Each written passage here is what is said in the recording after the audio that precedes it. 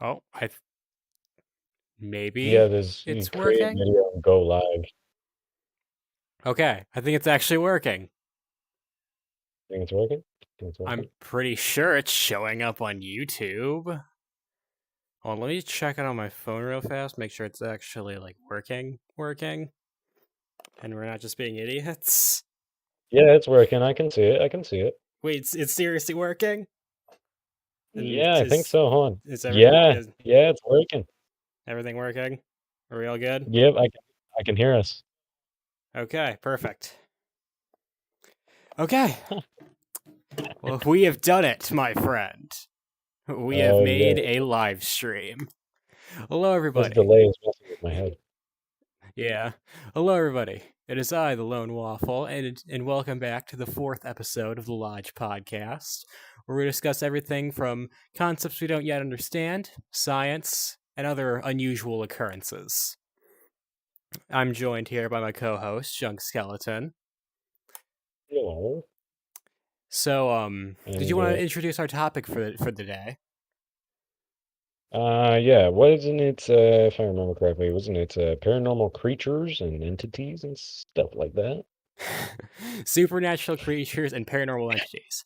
But Yeah, I forgot. before we actually get into that, there is something real quick I want to discuss that I just Hmm. read about.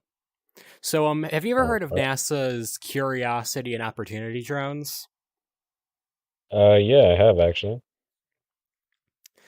Uh, so I read about those, and it's just interesting to me about how like drones like that can just they can feel so alive. For those of you who don't Oh know, yeah.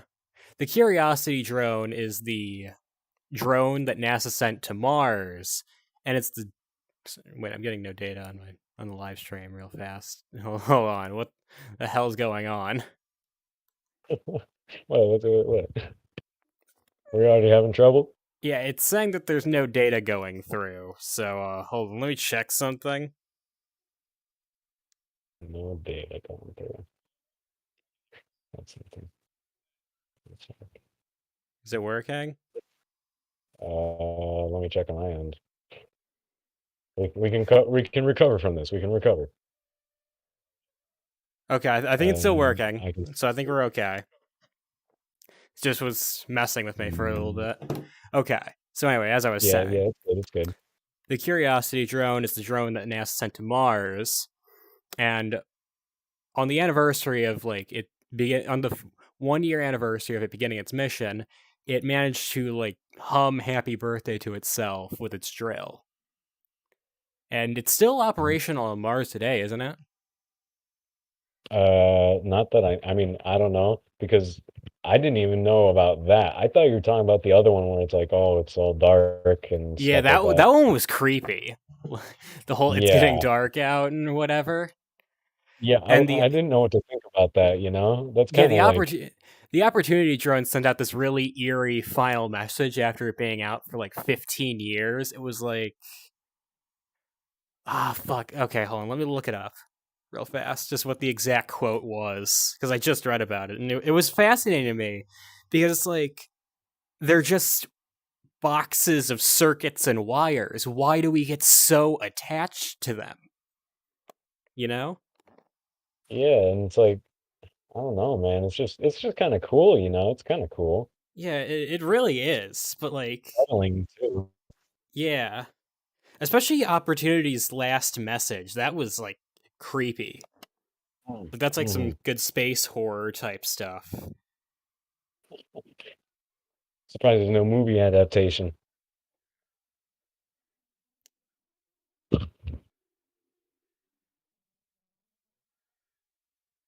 Which one was it? Was it like it was Yeah, it out was before, Opportunity. I'm wasn't it? looking it up right now.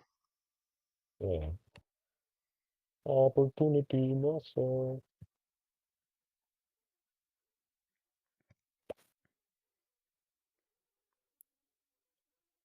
My battery is low and it's getting dark. And that was it. They haven't heard from it since. Yeah, and Oh, they jeez. because they got caught up in like a dust storm on the surface of Yeah. Mars, and then NASA hoped the engineers over at NASA hoped that the windy season on Mars would help clear out the solar panels and power it back up. So they waited for a while and kept trying to send recovery commands to it, but to no avail. It never came back. So they pronounced it dead. Dead. That's crazy. They pronounced the robot dead. Yeah, and it's like that one little drone that I told you about in one of our previous podcasts when we were talking about space. Um, that we just like sent out into deep space. It's like it's past Neptune by now and it's never coming back. Oh, well, okay, hold on. It says here, I'm on one of the articles about it. It says, what is true? It did send a transmission, but it was just a data dump indicating it was low on power because the storm was approaching. And it says, what is false? It didn't send the words, my battery is low and it's getting dark. It was just a poetic translation of what it said. Yeah, it's like a Because, rough like okay, this is basically what it was telling us. yeah, And it was like, just hey, translated by humans to make it sound a lot more eerie. yeah. But yeah, But in I mean, short, in terms of its like weird little computer code that it sent them, that's pretty much what it said. yeah. And that's I mean, it's pretty cool. We're kinda like it's kinda like that, I'm pretty sure it's like a human instinct to personalize something because we need to be around people, you know?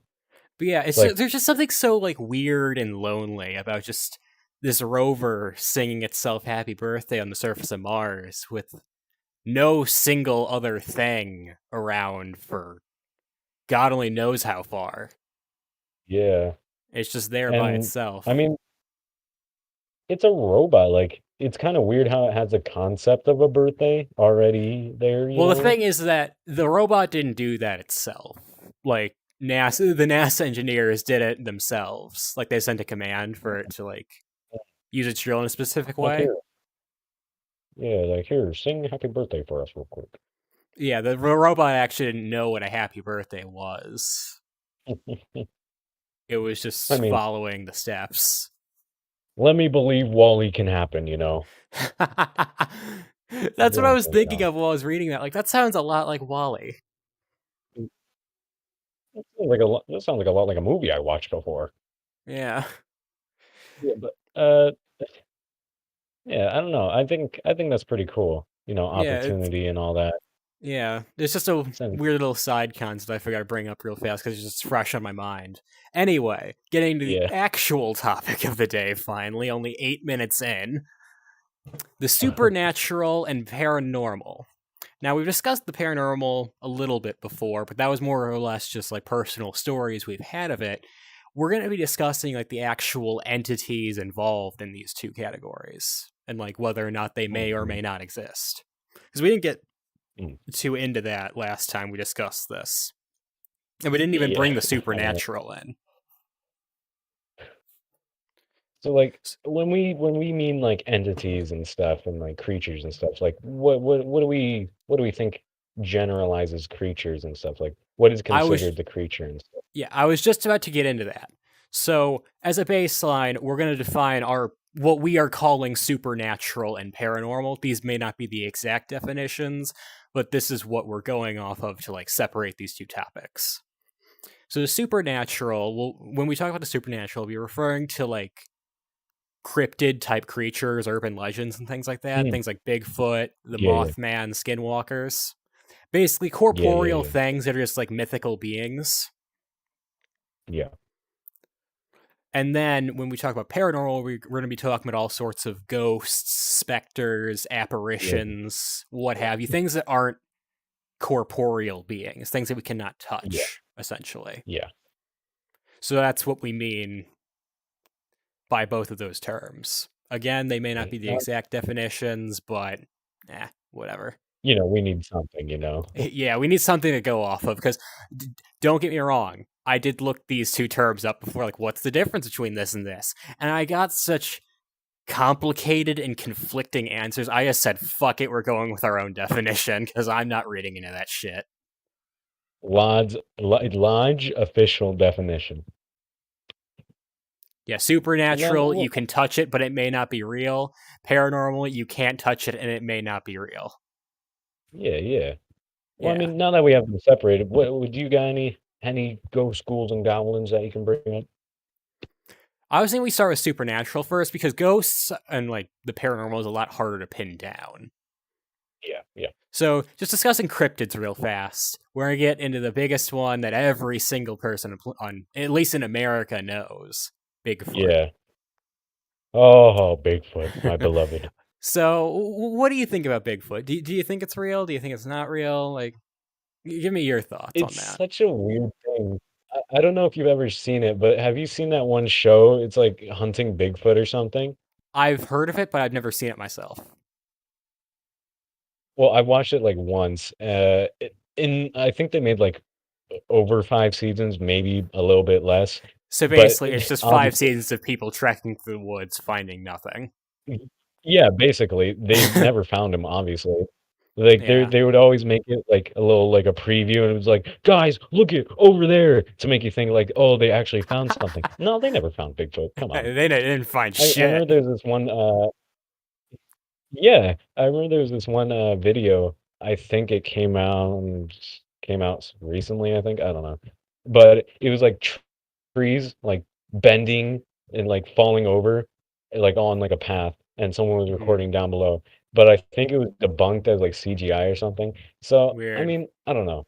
I think it's all obviously. I like all that stuff, but I don't think he's real. I don't think he's real. Yeah, my whole theory behind that is like, when you really think about it, we know virtually every single species of animal, bird, or whatever that lives on land, right? Except for like the Amazon jungle, because the biodiversity there is off the fucking charts. But specifically speaking, where most of the Bigfoot sightings have been reported in like America, we know just about everything that lives on land here. Like that is an indisputable Mm, fact. We know basically everything about that. yeah. So, do you not think that at some point we might have encountered this thing Yeah, that's what I'm and have saying, man. like Like, real conclusive evidence of it, not just those images that are all blurry and look like they were shot on like a microwave or something, you know? well, I mean, okay, I'm reading right here. An escaped chimpanzee named Jacko was reported in the British Columbia newspaper in 1884, and it marked the introduction of Bigfoot. So I'm guessing they saw like a monkey or something, I'm guessing, and was Really? like, guys, look, I heard a different story for how the Bigfoot. legend started. What did you hear? Because I'm It, just reading off of what I saw. in a very abridged and brief summary, it was essentially some guy in, I believe, the 50s just pulling a prank on someone by making a massive footprint in the ground in the middle of the woods and claiming it to be some mythical beast. Well, I don't And know. yeah, and that's reportedly how Bigfoot started. I don't know what the true story is. That's just what I heard. So Yeah. yeah, take that as you will. There's a video here. 10 real Bigfoot sightings caught on tape. Oh, oh, geez. Apparently, he's in the forests of North America. Are we in North America? I don't know. Yeah. What kind of question? Okay, don't even. But yeah, I don't know. I think it's a thing. Are They'll we be in like, North oh, America? Bigfoot. I don't know, man. People only Oh man, refer to our country as fucking America. are we in North America? I don't know. Well, no. Okay, so we're in America, right? We're in Uh Illinois, huh. right? Mm-hmm. Good old, good old, yeah, Illinois. Illinois is like south. No, no. Don't quote Illinois is me. more Hold on. like Illinois is like as far east as you can go before you're like actually east, I'd say. Hold on, hold on. Is Illinois? And Is it's Illinois more north? towards the north. No, that can't be right. You know Oh the only yeah, it thing is Yeah, you know obviously. the only thing between us and Canada is fucking Wisconsin. Yeah, I just realized that we're I think more that's up. almost I as far forgot. north as you can go without actually being Wisconsin. You know, I thought you know how like the compass like it's like northeast, south, and west. Where Uh west is, I thought was north. I forgot that north was up. huh. I Did you not picture the fucking like country's map and like go off of that? well, Like, I did. oh, North is I up did, and there I was like, by Wisconsin. Oh yeah, no, fucking okay, California's north, huh? That must be why no, it's no, no, so no, hot no. out. Give me a chance. Give me a chance. Okay, okay. Let me explain. I pictured Okay. the map. I pictured the map, and I saw Illinois. Okay, I saw Illinois, Mm-hmm. and I placed it further from like Iowa and more towards like New York. Give me look, okay. I may not be the sharpest tool in the shed, but Oh my, come on. yeah, that's fucking apparent. You don't No, no, even know no. where Okay. your own Okay. state is. No, no, I do. I do. I do. I do. I do. I do. You put it by I've fucking New traveled a bit. York. I've traveled a bit. Trust. Okay. I know where we are on the map. Uh huh. Okay. Images. Images. So I'm looking at a map right now. United States, Illinois is right there. So okay. Uh okay. Hold on. Okay. So uh how do I explain my idiocy? Uh okay. Okay. Where Indiana is, I thought we were. Okay. So That's a little I more thought we were reasonable, more, I suppose. yeah, I thought we were there and a little bit further down. Like where Indiana is, but a little more towards where Kentucky is, you know? Mm-hmm. So like, okay, I'm justified, okay? I'm No, justified. no, Give you're me a not. chance. You don't even. If I No, no, no, pointed, no. if I handed you a map and I told Yeah. you, okay, point to where Illinois is, you'd point up to like fucking Maine or something. No, no, no, no. Okay, if I'm looking at a picture, obviously I want to see Illinois. I know what Illinois looks like. I've Uh seen it on huh. like 7 different merchandise for Illinois. Mm-hmm. I know what it looks like. I know what it looks like. Mm-hmm. But the only thing is I was picturing it, and you know my memory is kind of weird. So obviously I was gonna get it wrong. Illinois isn't there. Illinois is not a real And if place. Who lives there? no, okay, so it started from okay, Bigfoot, North America. Illinois is North America. So is Wisconsin. So if we okay, let's move on. Yeah, you're only digging yourself a deeper grave here. I'll save you the further Yeah, embarrassment. yeah, I realize that. All right, The Bigfoot best part is this is conclusion. fucking live. I can't edit that out. But that's good. That's good. We got all of that. That's awesome. Yeah, we got But some good fucking content right there. You being an yeah, idiot. conclusion. Bigfoot. Not real. Debunked. I don't think so. I don't Yeah. think he's real. That's like I think that would go the same for a Yeti, right? Because Yeti and Well, Bigfoot are like the Yetis are same. pretty much just like snow Bigfoots. So yeah. Bigfoots. They're the Arctic version of. They're I the mean snow element that's of pretty Bigfoot. much what they are. Yeah, that's really all they are. Just Yeah. Bigfoots, but not in North America. Yeah, Bigfoots but snow. Like a Bigfoot, but Canadian Bigfoot. a Canadian Bigfoot. Oh yes. Those little plaid Ushankas that like are put it pretty much like everywhere a Canadian goes for like a stereotype, you know? Yeah. Like plaid and Mhm. then Canada and then Yeti and then conclusion, Yeti, not real. Boo! Next one, next Okay. one.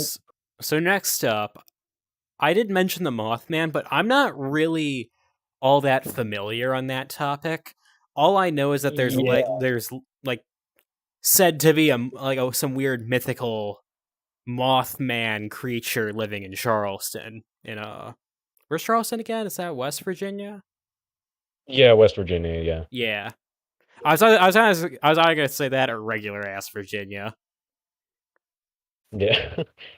He was first sighted in 1966. I mean, if you know something on Uh, that topic, feel free to share. Um, I'm looking at a I'm looking at a Wikipedia page. That's fair. Either way, okay, either way, we need like some sort of like, you know, some sort of history on this guy because we need to know. We need to know, you know. Yeah, might as Okay, well. so We'll be fishing for yeah. content later on when we run out of things to talk about.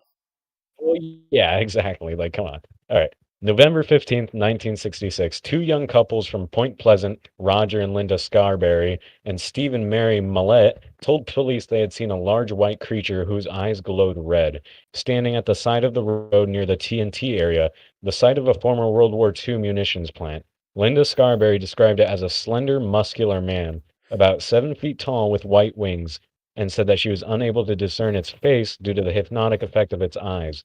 Oh, Distressed, that's the fucking witnesses drove creepy. away at speed. Yeah, and said the creature flew after their car, making a screeching sound. It pursued Oh, them as that's far as Point Pleasant city limits. During the huh. next few days, other people reported similar sightings after local newspapers reported about it. Two volunteer firemen who saw it said it was a large bird with red eyes. Mason County Sheriff George Johnson commented that he believed the sightings were due to an unusually large heron he termed a shite poke. Contractor Newell Partridge told Johnson that when he aimed a flashlight at a creature in a nearby field, its eyes glowed like bicycle reflectors. Additionally, he blamed buzzing noises from his television set and the disappearance of his German Shepherd dog on the creature. Wow. Huh. Hold on. A Honestly, large that thing sounds American a lot more bird. intimidating than I thought it was. Like, holy shit. Yeah. So it's about 7 feet tall, slender, muscular, white wings, and has hypnotic red eyes. What do you think about that? Yeah, that's. I mean, That's something. obviously, I don't believe in Bigfoot, so I'm obviously not going to believe in the fucking Mothman. But the Okay, actually, yeah. I don't know. Because a bunch of different people did see that reportedly. And Well, I it mean, sounded it like they says got here, pretty up close to it.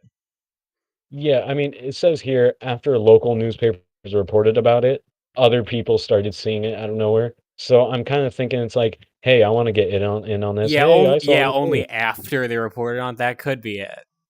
Yeah, Yeah, you might but be onto something before there. that, yeah, but before that, two couples saw it. So that's like four people that saw him Yeah, before the four separate newspapers. thinking people. Yeah. Hmm. So that's, And I they all mean, that's describe something pretty, very similar too. I don't know. I guess maybe you could leave that one up for debate. yeah. I do So lean on more conclude, towards the false side, though. yeah, conclusion to Mothman, maybe, but probably not. Yeah, that's fair. All I right. think that's a fair rating. Still, though, Yeah. a pretty good urban legend. I won't say it's become like Charleston's mascot now. Mm. Like they have a bunch of shit based around him over there, from what I've heard. Yeah, the first thing I saw was a statue. What the heck? There's a statue of this guy. Yeah, Yeah, conclusion Mothman. Yeah, probably not real, but it's up for debate if you want it. yeah. I Who's next? suppose it could potentially be believable. Yeah. Skinwalkers. That's up next. Oh, A those guys. good Oh, hearty those guys. skinwalker. Yeah, skinwalkers. I don't know, but these guys actually kind of creep me out because, well, that's just the thing of the whole thing about it is kind of creepy, you know? Yeah, definitely. And the thing about these is like they can't really be disproven because they have the art of disguise at their side. Yeah, exactly. So like just a Yes. random deer you see in the woods could be a fucking skinwalker in disguise and you'd never know. Like well Oh, yeah. like what does a skinwalker in its regular form even look like? We don't even know. Apparently they're witches, so I maybe a little bit Witches? more on the Huh. human side. Yeah, they're Navajo witches, like, Navajo. And that's apparently their whole thing. They just kind of turn into and disguise as animals. I mean, they're Yeah. definitely not nice. So I think in their default form, they'd probably be more on the human side. I always thought they were more like demons or something. Mm, maybe. Hold on. Yeah, I don't that's know. weird. There's a Because whole I did hear some bunch of story things. about how like if you look them in the eye, they like suck your soul out and steal your form or something. Wait, what? Wait, what? That's what I heard from another source. It was a YouTube video on them that I watched.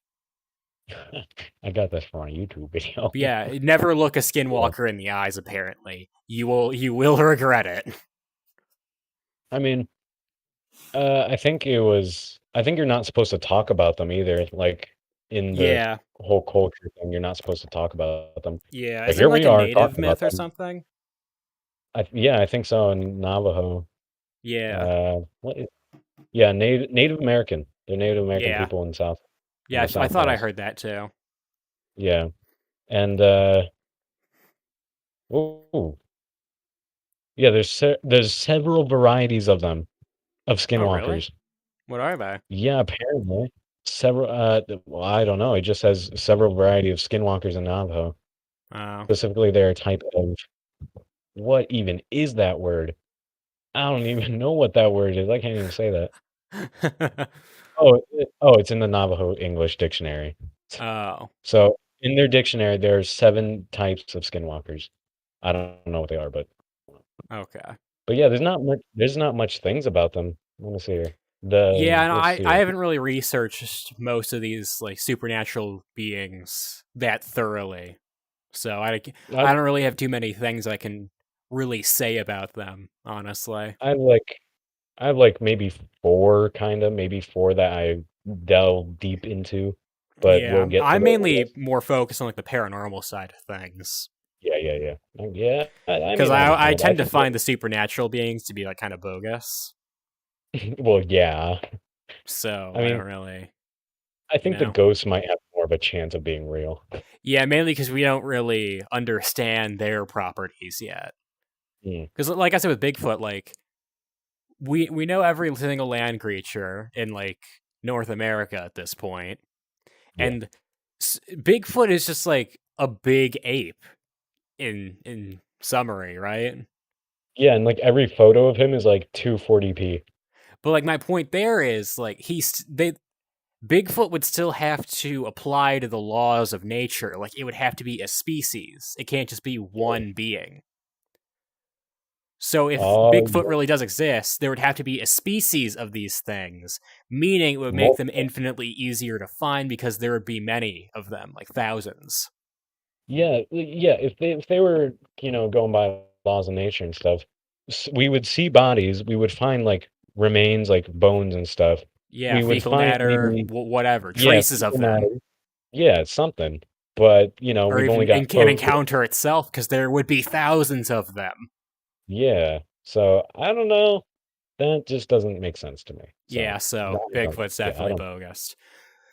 but let's see here. Let me Yeah, read this little thing that about tends to be my take on the on supernatural creatures. Skinwalkers, I can make yeah. an exception for because they don't.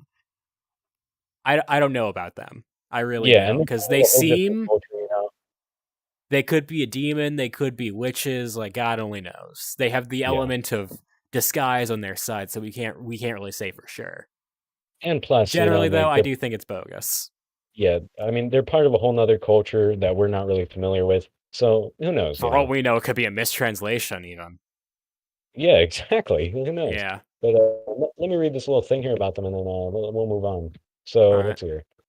Animals associated with witchcraft usually include tricksters such as the coyote. However, it may include other creatures, usually those associated with death or bad omens. They might also possess living animals or people and walk around in their bodies. Skinwalkers may be male or female.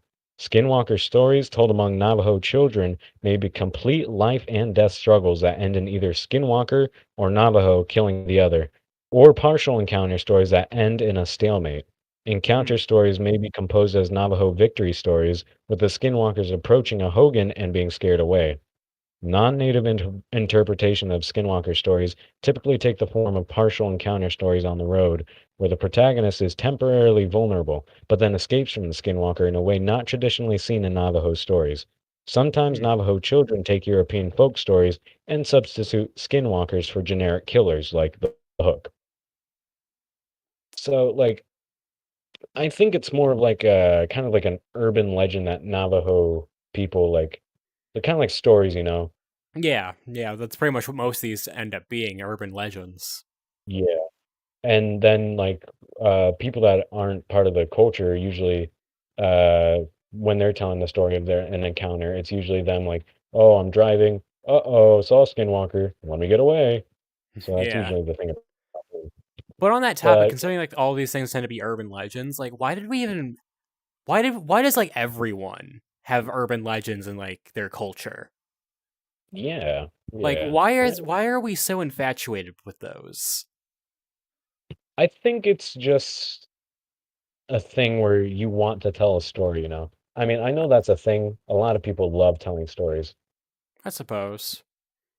Maybe it's like supposed to serve as like a cautionary tale of sorts or something. Like most of those Skinwalker stories that you just talked about had like a theme of like how to avoid them, how to fight Yeah. against them, what happens if you lose Y- against them, like informational type stuff if you ever do encounter one, you know?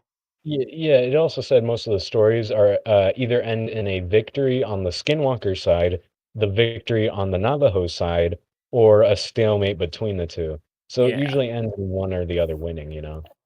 Yeah, for the most So, part. yeah, conclusion on Skinwalker, what do you think? Possible, but most likely not. Yeah, kind of like a Mothman thing, you know? Yeah, pretty much. Like it could be real, but until we find more conclusive evidence, I'd say it's not real. Yeah. Yeah. You got a next guy? You got a next guy? Huh, next guy. Let me think. I'm running out of ammo here for the supernatural. Hold on. I got you. I got you. I got you. How about the Okay. Wendigo? Oh, the Wendigo. I didn't think about that. That's a good one. Oh, the Wendigo. Now, Yeah, I mean, go ahead and inform us about that. all right, Wendigo, mythological creature or evil spirit originating from the folklore. Keep that in mind, folklore of Plains Folklore. and Great Lakes natives, as well as some First Nations. It is based in and around the East Coast forests of Canada, the Great Plains region of the United States, and the Great Lakes regions of the United States and Canada. Grouped in modern ethnology as speakers of Algonquin, I have no idea how to say that, family languages. The Wendigo is often said to be a malevolent spirit, sometimes depicted as a creature with human-like characteristics, which possesses human beings. The Wendigo is said to invoke feelings of insatiable greed and hunger, the desire to cannibalize other humans, and a propensity to commit murder in those that fall under its influence. In some representations, the Wendigo is described as a giant humanoid with a heart of ice. A foul stench or sudden unseasonable chill might precede its approach, possible because of a long time identification by European Americans with their own myths about werewolves.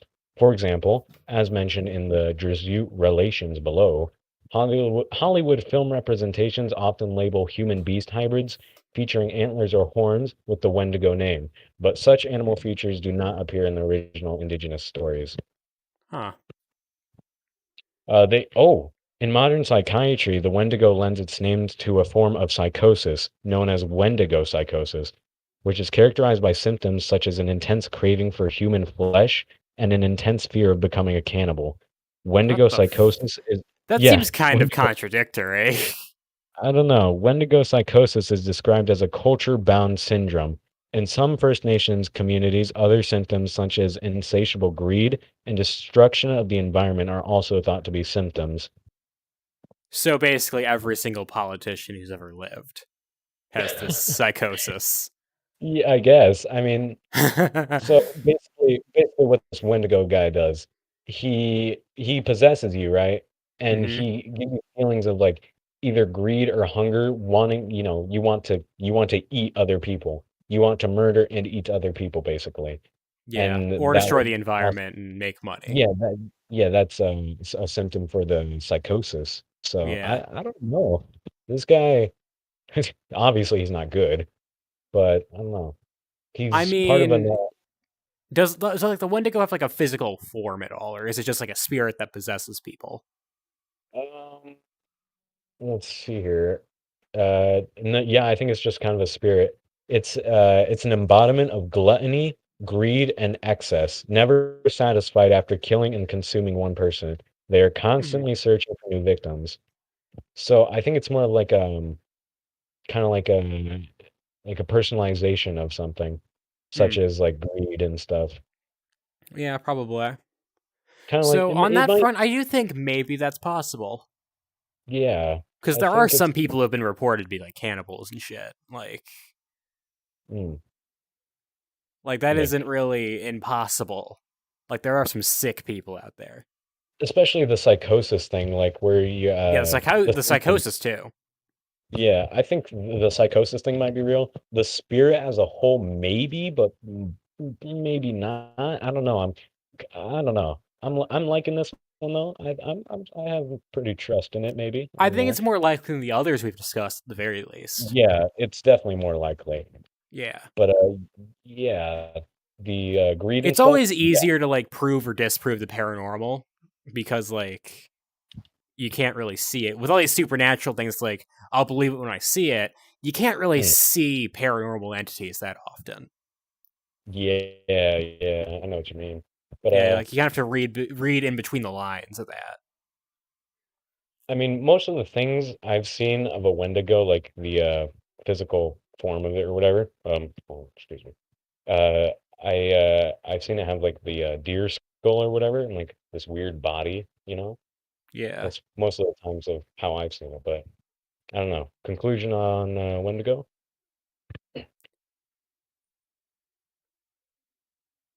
More likely than the others, but still probably not real. Yeah, I don't blame you. I don't blame you. Now, before I say this other one, do you got anything to say? I don't think so. All right. Well, I don't know if you've heard of this one, but the Hit me. chupacabra. I've definitely heard of it. I don't really know the details of it though. Isn't it like the thing that eats goats in like Mexican folklore? Yeah, actually, yeah. It mostly sucks the blood of most livestock, but yeah, goats too. I think that's what the name is. Yeah, that's the Because extent of what I know on it. yeah, it literally translates to goat sucker. So yeah, yeah. I want that Have to you be my heard wrestling name. what goat sucker? Like Yeah. introducing into the ring, goat sucker. Yeah. That'd be awesome. But let's see here. All right, Yeah, go on. physical description. Physical description. It varies. Some describe it as a reptilian and alien-like in Puerto Rico and Latin America. That's usually what they say it is. Hmm. And as a heavy creature, the size of a small bear with a row of spines reaching from the neck to the base of the tail. Others depict it as more of a dog-like, particularly in southwestern United States. Sightings have been reported in Puerto Rico since the 1970s, and this creature has been since reported as far north as Maine, as far south as Chile, and even outside the Americas in countries like Russia and the Philippines. Wait, All of the really? reports are anecdotal and have been disregarded as uncorroborated or lacking evidence. Hmm. Sightings in Northern America and the southern United States have been verified as canids afflicted by mange. According to biologists and wildlife management officials, the chupacabra is an urban legend. Yeah, I'd say that too. Yeah, I think this one is kind of just disproven in general Yeah. because there's a lot of evidence. Well, it even says here most sightings have been disregarded because of a lack of evidence. There's nothing. I mean, I don't know. I think we already have the conclusion for this guy. Yeah, pretty much. Like, lack of evidence means bunk. Oh, poor guy. Conclusion of Chupacabra. Not real. Yep. Poor guy. So, Uh, I take it we're out of supernatural creatures then? I got two more if you don't mind. Oh, okay. Please share. All right. The first one, again, I don't know if you've heard of it. So Hit me here with we it. go. The Onryo. I've not heard of Well, then, let me tell you. that. Well, in Japanese traditional beliefs and literature, the Onryo is a type of ghost believed to be capable of causing harm in the world of the living, injuring or killing enemies, or even causing natural disasters to exact vengeance to redress the wrongs it received while alive, then taking their spirits from their dying bodies. Onryos are often depicted as wronged women who are traumatized by what happened during life and exact revenge in death. So that's Hmm. most of what it is. Like, basically, woman that was wronged died and now wants basically revenge is basically most of it. I That do sounds know, weirdly familiar to me, but then again, a lot of like Japanese type like supernatural beings do tend to be like wronged women for some reason. I don't know why it's a common theme over there. Yeah, Like, you know what like, I'm saying? yeah, I know exactly what you're saying. Most of them are women, yeah. Yeah, like, a lot of them, a lot of Yeah. them. But with these guys, they can cause natural disasters. They can cause floods and stuff Mm. just to get revenge on one person that wronged them. Oh They shit. kill like hundreds of these people just because of one person, you know? They're kind of like Damn. blinded by vengeance, you know? Yeah. Yeah, let's see here. While the origin of the Onryo is unclear, belief in their existence can be traced back to the 8th century and was based on the idea that powerful and enraged souls of the dead could influence, harm, and kill the living. The earliest Onryo cult was developed around Prince Nagaya, who died in 729. Wow, 729. Yeah. Jeez. That And was a long time ago. yeah, I mean, I don't know. I feel like that was a long time ago, but I don't know. Let's see here. How a man's wife became a vengeful ghost and how her malignity was diverted by a master of divination. I think there's a lot of tales about them too. So, Hmm. I mean, I don't know. I don't live in Japan, Yeah, I don't but really know too much about this to make an accurate conclusion, so I'll just leave that undefined. all right, I was gonna say like what do you think like Indefinite, I on what it suppose. can do? Like on what it can do, what do you think? On what it can do, Hmm. like causing the natural disasters and shit. Yeah, they cause natural disasters. They can kill you. That's a big thing. They can kill you. Well, I mean, let's think about this logically here. Yeah, yeah.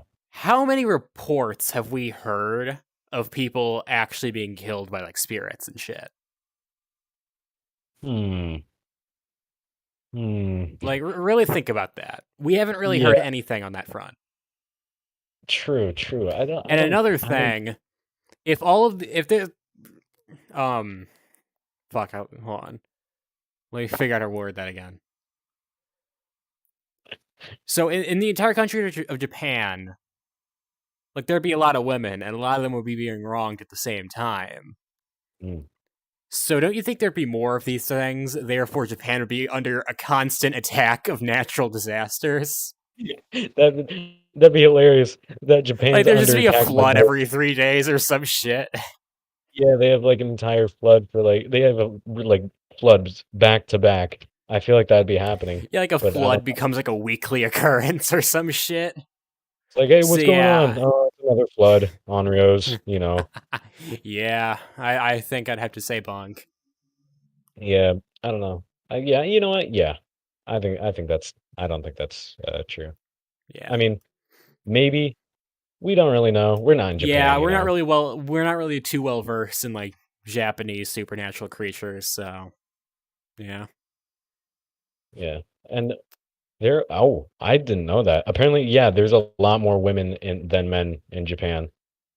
Yeah, I figured So that out. So it's like the polar opposite of China. yeah. Oh, that's what it was. I was thinking of China. That's what I was thinking of.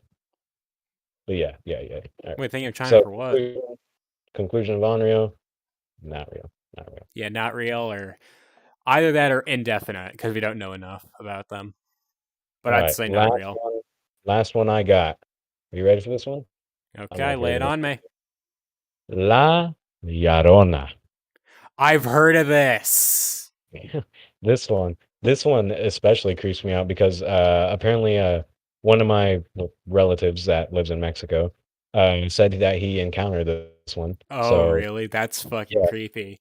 But yeah, I know a yeah, bit about this. This it's the crying woman, right? yeah, that crying woman. Yeah, oh, I don't like it. It creeps me out too. All Yeah, right, I remember the story. Like, yeah, that's kind of creepy. all right, let's see here.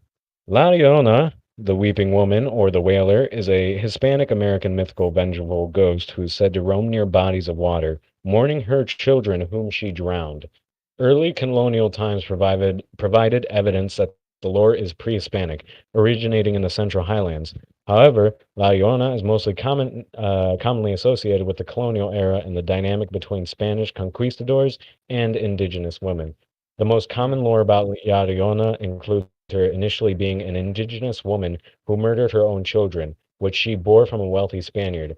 After he abandoned her, the villainous qualities of La Llorona, including infanticide and the murdering of one's own blood, is assumed to be connected to the narrative surrounding Dona Marina, also known as La Malinche or Malentinian, in her original nomenclature. Today, the lore of La Llorona is well known in Mexico and the southwestern United States.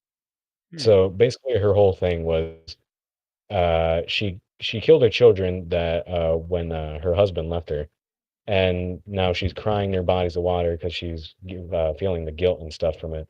And I'm Yeah, pretty sure if you hear her crying, if you interact with her in any sort of way, it's either you interact with her or as if you just hear her cry, you are going to die. That's basically mostly it. that's fucked. Ugh. Mhm. And the weird thing is, there's apparently a lot of things, like videos in Mexico about La Llorona where it's like a random woman crying, and the person recording will be like, "Oh, no mommy's way, oh," like like scared, because that thing that's not really something to joke about, Yeah, especially in Mexico. That's just kind of scary, you know. yeah, especially with like that urban legend circulating around, which honestly I do believe a lot more than the others we've covered. Hmm. There's a lot of videos about her too in Mexico. There's a Yeah, lot of like there's decent evidence over this that may or may not be real, but more evidence nonetheless, and higher quality evidence too. especially more than the chupacabra. Like, holy crap! And fucking Bigfoot too. Yeah, like especially people have gotten Bigfoot. Come on. videos of this girl. Yeah, I don't know. I mean, I'm kind of liking this one conclusion. What do you think? I don't think I'm ready to make a conclusion yet. Let's discuss it a little more. Like, All right. I take it you've heard like the story like in its entirety. Like, what are some other details that you might have left out about Hmm. her? Let me think. Let me think. Because Is there there's anything like it. left? Well, yeah, there's still a bit. All right. Let's hear. It first appeared in a film, so that's something. It first appeared in a film, so I First don't appeared know. in a film. Okay. So that's something. Filmed in Mexico. It was shot in Mexico, and it was a 1963 horror film, The Curse of the Crying Woman. And then it was again in a 2008 Mexican horror film inspired by the legend. And the early 2000s saw a bunch of things, including her. Four movies, in fact, in the 2000s, just on her. So there's a lot of things. There's more literature. There's music, television. She's pretty Hmm. popular in the media over there in Yeah. Mexico. Though another thing So I'd like to point out, like disproving some of the videos, is, and I don't mean to be like offensive or anything when I say this. I'm just stating an yeah, yeah, observation. I yeah, have yeah, noticed that like people over in Mexico do tend to be like fairly superstitious, more so than like people yeah, in America or Canada. yeah. So well, we should take that into account. Like these videos might just be some random woman crying by a river who's not And be actually like, oh, yeah, you. I can't and they're just fucking recording her. Be like, yeah. oh Sorry, no, man, la Llorona, no. yeah. Sorry, Yeah. I'm too white to pronounce her name. No, it's okay, it's okay. I mean, it's not that hard. It's just La Llorona. You You know, underestimate how white I am, my friend. do it. I want you to do it. Do it. Do it. Do it. La Llorona. La Llorona. La Llorona. That's the best you're gonna fucking get out of me. I mean, it's good. It's good. Yeah, I mean, then again, there's already an English translation of it, just the crying woman. Yeah. Oh, there's another thing about her. In Eastern Europe, the Rusalka is a type of water spirit in Slavic mythology. They come to be after a woman drowns due to suicide or murder, especially if they had an unwanted pregnancy. Then they must stay in the world for a period of time. So that's like another thing related to La Llorona. So, yeah, Uh, um, there's a few that's not- similarities between it, but not the same story. yeah, I think it's more of a thing. Oh, and in America, apparently, the story is told to scare children, sometimes specifically to deter children from playing near dangerous water. Yeah, I've definitely Also heard that told to part. them Yeah, also told to them is that her cries are heard as she walks around the street or near bodies of water to scare children from wandering around, resembling the stories of El Cucuy in Chumash mythology, indigenous to Southern California. La Llorona is linked to the Nunesis, I don't know what this is, a mythological creature with a cry similar to that of a newborn baby. The legend of her is deeply rooted in Mexican popular culture. Her story is told to children to encourage them not to wander off in the dark and near bodies of water, such as rivers and lakes. Her spirit is often evoked in artwork, such as that as Alejandro Colungo. Oh my God, that's a big word. Hold on, let me try this. Gyokotl? Something like that. I don't know. I'm white, I think. Leande de la Llorona is a yearly waterfront theatrical performance of the legend of La Llorona set in the canals of, oh, I don't know, Xochimilco, I don't know, borough of Mexico City, which was established in 1993 to coincide with the Day of the Dead. So yeah, she's mostly just a story to tell kids not to go near water, but is Yeah. also kind of more of a real one than the chupacabra or like the Yeah. Mothman or something. Yeah, I'd say more plausible than all the rest that we've covered so far, but Yeah, probably still not real. It's more just like a yeah, cautionary tale, which does support my theory that like most urban legends do tend to be like cautionary tales or informative yeah, tales or whatever. yeah, yeah, Like there's a lesson to be learned by most of these. yeah. Most of them, yeah. I mean, there's another thing that was mentioned in here. Kukui. Do you know what the kukui is? No, I don't. Well, I was told this one as a kid because it's yeah, well, obviously I was. The kukui is basically it's basically the boogeyman, you know? It's Yeah. basically the same thing as the boogeyman, you know? Mostly told to children to scare them or something, you know. Hmm. In Spain, Portugal, and Latin America, I'm just going to read this off here. Parents sometimes invoke the kukui as a way of discouraging their children from misbehaving. They sing lullabies or tell rhymes warning their children that if they don't obey their parents, El Kukui will come and get them and then eat them. It is not the way the kukui looks, but what it does that scares the most. It is a child eater and a kidnapper. It may immediately devour the child, leaving no trace, or it may spirit the child away to a place of no return. But it only does this to disobedient children. It is on the lookout for children's misbehavior from the rooftops. It takes the shape of any dark shadow and stays watching. It represents the opposite of the guardian angel and is frequently compared to the devil. Others see the kokoi as a representation of the disease as of the deceased in of the local community. The oldest known rhyme about the kokoi, which originated in the 17th century, is in the Auto de los Desposorios, something like that, de la Virgen by Juan Caxes. The rhyme has evolved over the years, but it still retains its original meaning. Oh, Hmm. yeah. Sleep, child, sleep or else. Kokoi will come and eat you. Leave Kokoi, go to the top of the roof. Let the child have a quiet sleep. Sleep, little baby, that Kokoi comes to get you. Daddy went to the farm, mommy went to work. Boogeyman atop the roof, let my child have a quiet sleep.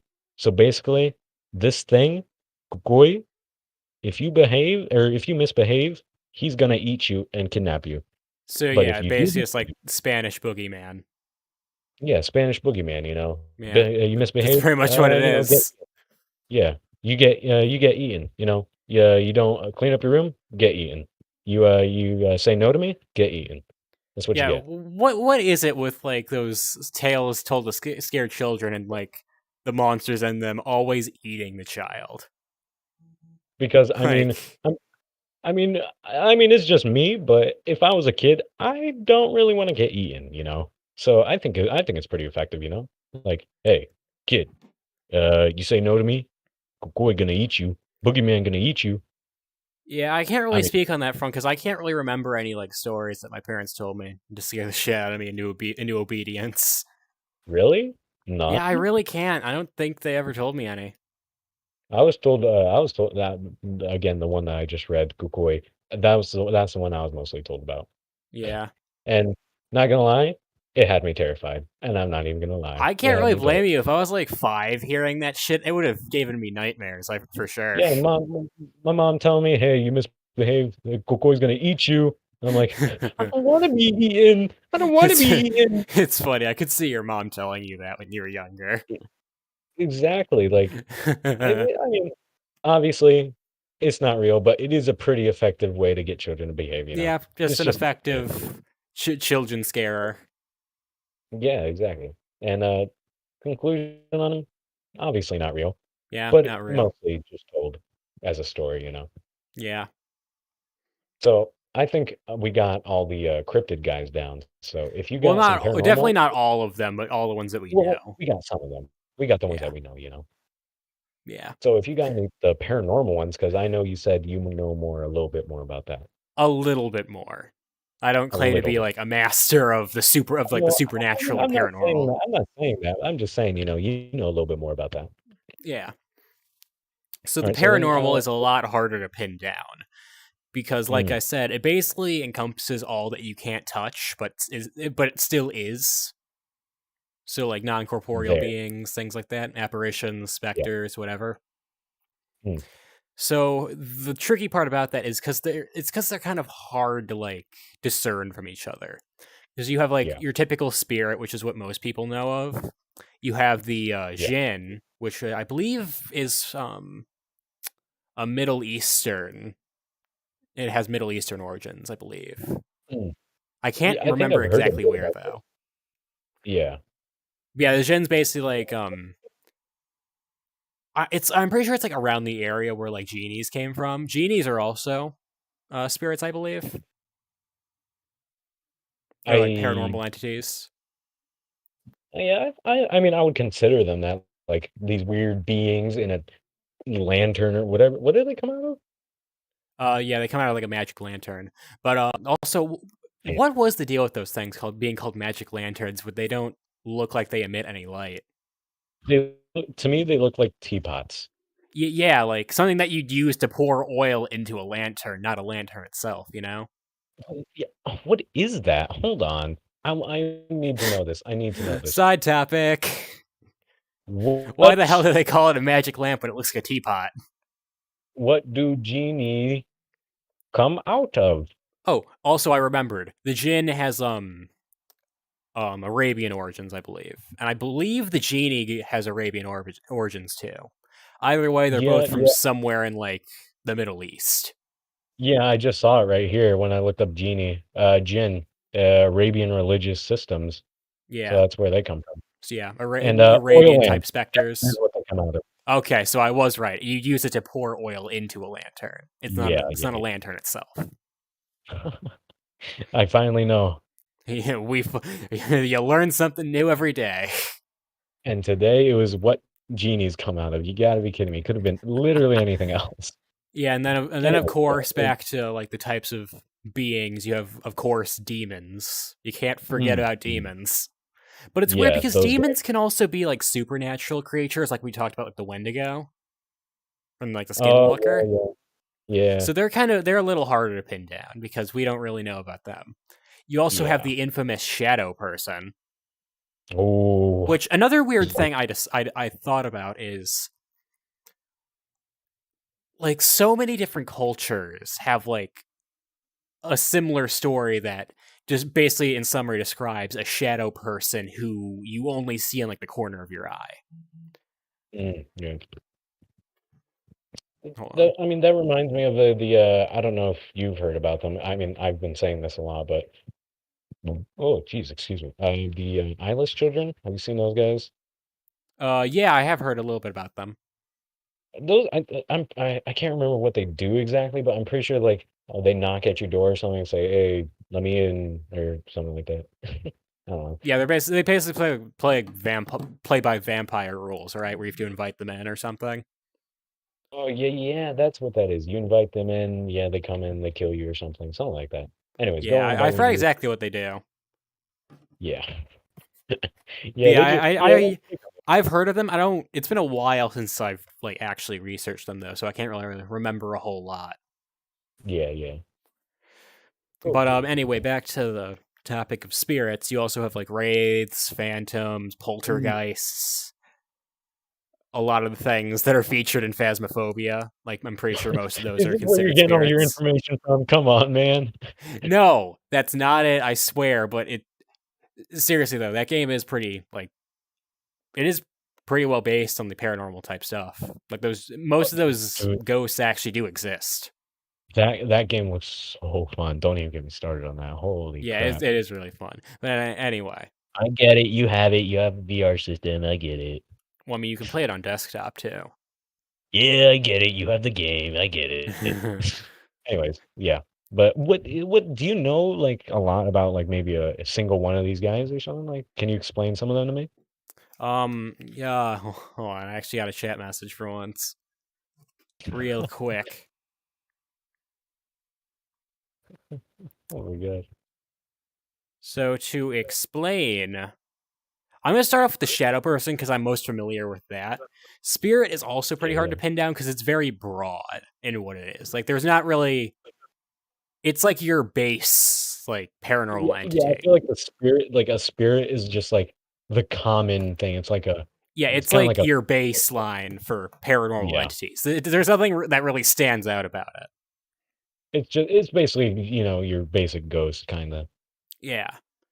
So with the shadow people, like I mentioned, there's a bunch of different cultures that have a story similar to a shadow person. I Yeah. remember some indigenous tribes had them. I can't remember which though. I believe the version that we all know today originated somewhere in like Europe, and there might have been a strand that came from the Middle East yet again. Yeah. And again, it has been a while since I've researched any of this, so my memory might be a bit foggy. But generally, the shadow person thing goes like they're like these weird kind of ghosts, but kind of not. They're like weird otherworldly beings Yeah. that seem to be intelligent as well. Mm, It's said that they watch us in our sleep on occasion and just like observe us. Kind of like mm. what we think aliens would do to us, like they just abduct us and study us, Yeah, yeah, like the things of that nature. But they don't really yeah. interact with us. They just kind of stay out of sight and watch from a distance. Which, if Mm. anything, might be even creepier to me. What, that they're like not up front at you or anything, they're just kind Yeah, of because like watching. aliens, at least you know what the danger is, and you know that like if anything, you are in danger. With Mm, shadow people, it's a lot more low key. Like you have your guard down when in reality you should have it up because there's something mm. watching you. Like you know what I mean? Oh, Like that's a yeah, lot. yeah. That's a lot creepier to me. Oh, Like if there is a danger or a threat, I'd prefer it to be more upfront, even if that puts me at more risk. You yeah, know? yeah. I mean, I know what you mean. But yeah, with shadow people, um, it is rumored that they can like harm you to some extent, but they can't actually like kill you.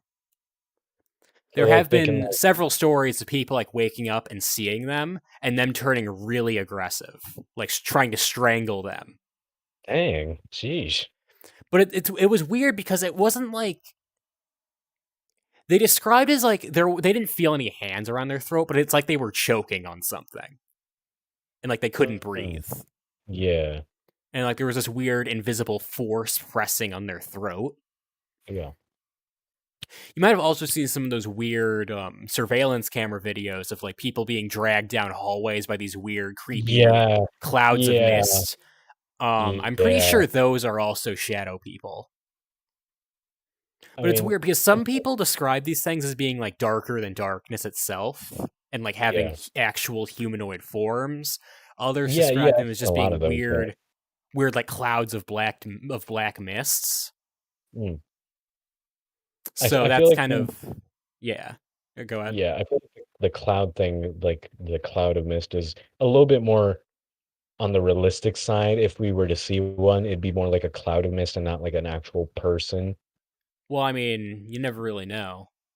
I mean, yeah, but I mean, I And feel like that's besides, just the thing about the weird thing about these things that sets them apart from everything else is they aren't like proper like ghosts because, like I said, they can really interact with us if they wanted to. mm, Like they can turn yeah, aggressive and like attack us, mm, which not many other spirits can actually do. Like the most of them can do is like interact with the environment to some degree, yeah, like push but over they like can't really a do much plate or damage to something. us. Well, I mean, they can do damage to your like your wallet. I mean, like push over like a glass or something, pull over like a vase or Yeah, and they something. can also do like psychological damage to you, just like Oh from yeah, having the yeah. shit scared out of you all the time. That suck. Imagine just living in a house that's like haunted. That would suck. I swear to the day I die, the house my grandma currently lives in is fucking haunted. I swear to Yeah, God. I remember I told that story on one of our previous podcasts. But yeah, Yeah, that place is that that fucking haunted as shit. that freaked me out. You said, like, something about, like, the ball was on the chair, and then it was all the way upstairs in, like, a closet or something, right? Yeah, with the door closed as well. Yeah, Like and the then door was never opened. I think you said, you guys, like, didn't you say something about a remote and it was lost for a while and then you found it like a bunch of time later or something? I th- I can't remember that one. Maybe. Yeah, but Probably something still, along those lines. But yeah, there have been a lot of items in that house that have disappeared and reappeared in weird areas a little while later. So one of yeah, them was just never came back. It was never seen again. that's what it was. It never came back. I don't know if it was a It remote, but wasn't a I know, TV remote. It was a doll that my mom and her friend wrapped up in yeah, something, that and never then it came just back. vanished and was never seen again. Even to Yeah, this day, they still don't know what happened to it. that's just creepy. Yeah, I don't that's know. kind of weird. There was also Like that one home time my mom's radio told her to get out through the static. that too. I'm getting chills That now. one gave me chills when I first heard it. Like, Yeah, no. ooh, Like, yeah, whenever we start to talk about, like, the paranormal stuff and stuff, I know when it's starting to get good because I'll get, like, a chill whenever, like, you mention it or I mention it, yeah. because that I have that some is decent stories that I did tell on. I believe it yeah, was the first episode.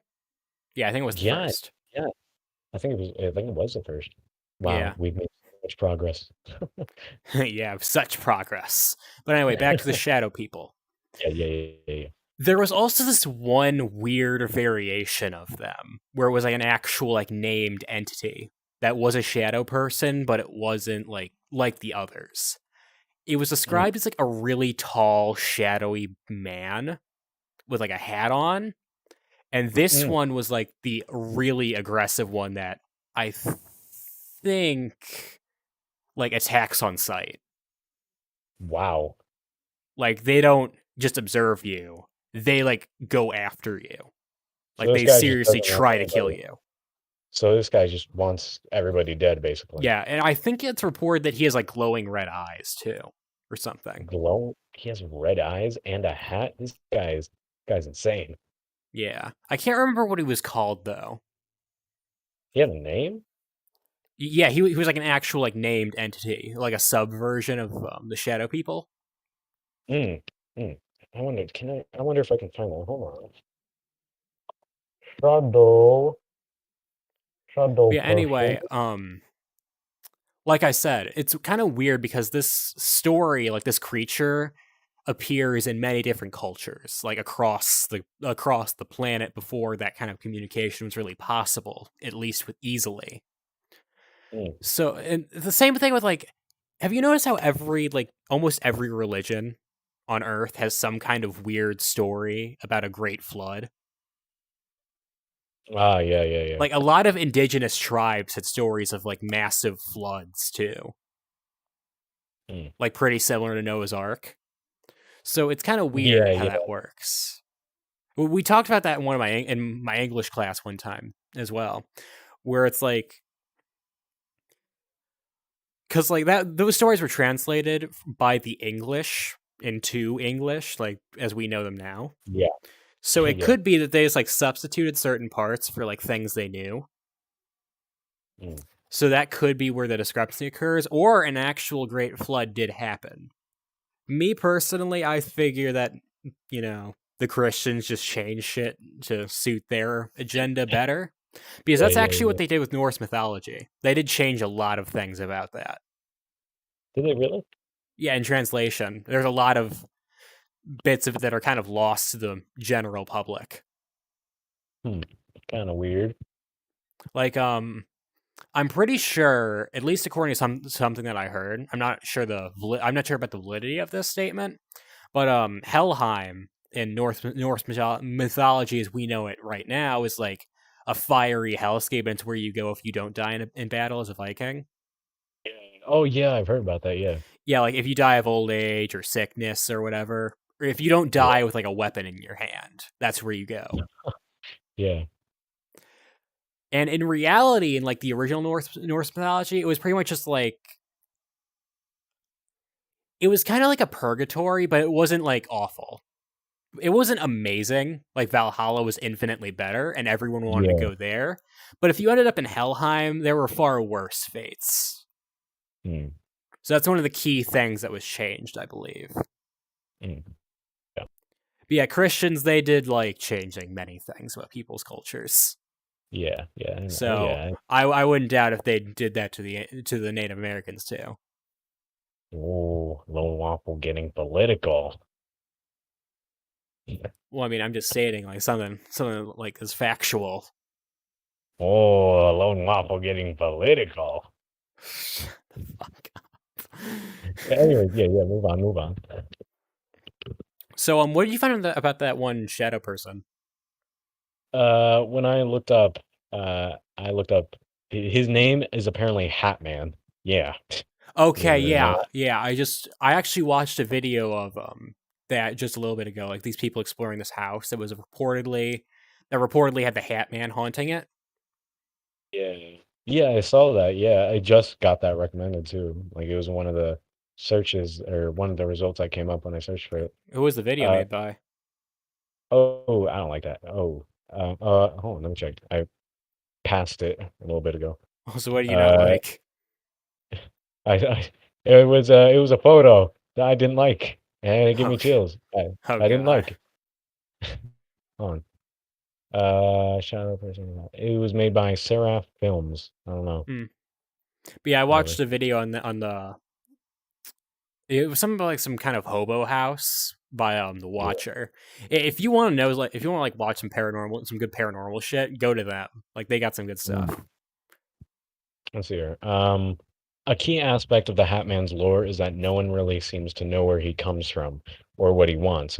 What we do know is that the multiple people around the world have provided testimonies of having seen him, often during episodes of sleep paralysis or after they've had extremely dangerous doses of over-the-counter medicine. The oldest known attempt to consolidate various accounts of the Hat Man comes from a man named Timothy Brown, who started the Hat Man Project in 2001 and is going strong with fresh testimonies published in October 2022. The first few posts on his blog also provide us with some clues to the Hat Man's lore. Apparently, he is part of a cohort of spirits known as shadow people, a Yep. phenomenon so commonly experienced that it even has its own Wikipedia page. Neat and not utterly terrifying at all. Uh, let's see here. 6 different types of shadow people. Okay, but what was oh, right. So on one hand, we have reports of people subjected by the Hat Man via sleep paralysis, schizophrenic hallucinations, or one-off freak sightings. On the other hand, we have people trying to induce Hat Man sightings via the abuse of a class of drugs known as deliriants, which allegedly make you so delirious you may actually see horrifying things like shadow people and spiders.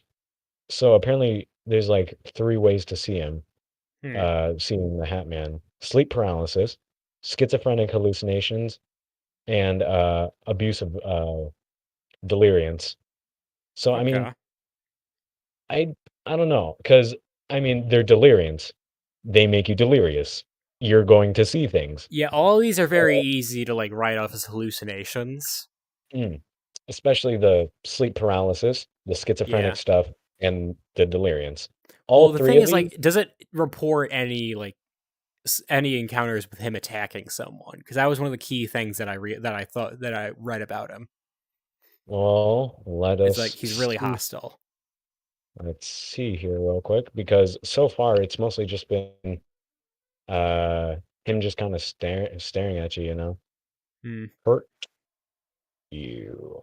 Because, I don't know, the Hat Man appears to be attracted to or provokes bad luck, misfortune, ill health, and even death. Soul stealing may be one of the calling cards of the Horror in the Hat. Soul Um, stealing. I guess, Hmm. because hold on. It depends on their state of mind at the time he visits them. Some people claim that he's like good and stuff, and others not so much. But yes, to some he's a devil in disguise, a grim reaper of sorts, and a harvester of souls. Some believe he preys on fear, striking you when your defenses are low and you're down and out. Many people report seeing him in their waking lives. Some even claim he's trashed their houses and tried to strangle them to death in the middle of the night. Yeah, that's the part I Yeah, heard. some have been able to defeat him by calling out the name of Jesus or having their homes blessed, while others, according to reports, just beat the crap out of him. What? Some simply order him out of their homes. Imagine seeing a shadow man with a hat, some glowing red eyes. You see him in the corner of your house, your corner of your room, and the first thought that comes to mind is to throw hands at the guy. Yeah, I'm just gonna kick the shit out of this asshole. Yeah, what's Like this guy doing in my house? Get out of here! something you encounter something that is theorized to be the literal devil in disguise, and your first instinct is, I'm gonna kick the shit out of this motherfucker. Yeah, what are you doing in my And house? you I don't know. actually do You it. get over here. Like, And you I can't actually believe I do just it. read that. I Oh cannot my believe I just god, that is amazing. I that hope is. that's real now. I Yeah. hope. 'Cause it went from many people report seeing him in the waking lives, strangled to death, and then some have been able to defeat him by calling out the name of Jesus. That's pretty And then normal. just other Or people just beat the living shit out of him. yeah, and then some just beat the crap out of him. Some seriously just beat this guy up, and they're like, "Okay, well, now he And wants he to just leave." pieced out. He just dipped. Yeah. The crazy thing is he literally leaves after you beat him up. I don't think I'm Exactly. scared of that guy anymore that much. Like, He's a fucking pussy.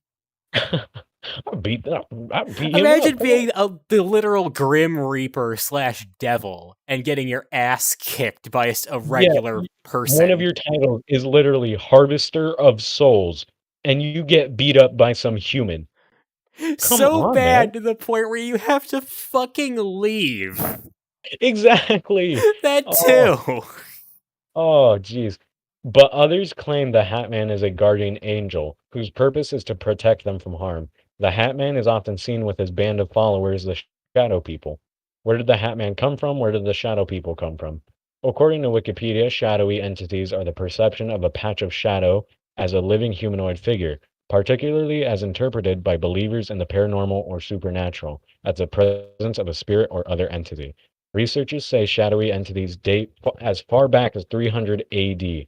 Wikipedia says a number of religions, legends, and belief systems describe shadowy spiritual beings or supernatural entities, such Mhm. as shades of the underworld, and various shadowy creatures have been long a staple of folklore and ghost stories.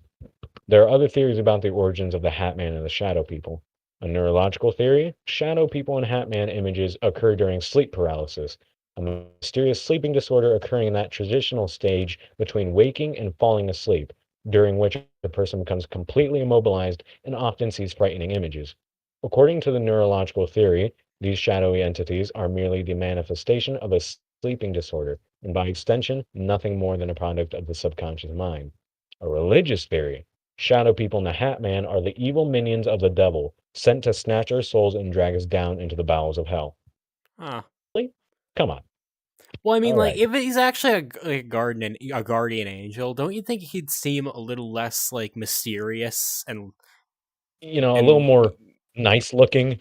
yeah, like a little more like not the devil looking or Grim I mean, Reaper looking? it's two religious things. One of the religious theories is that, him and the shadow people are evil. They want to kill you. And then another religious story is that he's a guardian angel sent from heaven to protect the souls and shield from evil. I mean, this guy kind of looks scary. I don't know about this guy. Yeah, even if I he mean, was good, I don't think I want him protecting me, or like watching especially over since he me. can, especially since he can be beat up so bad that he has to leave the house. That too, he's like the worst fucking like ethereal bodyguard ever. Like, what is he going to protect me from? He cannot protect himself from a human, Yeah, like from what the hell is he some gonna guy. do? Yeah, exactly. He gets beat up from like one guy that's like eating ramen or something, and he says he's going to protect me from evil. What? No, you can't.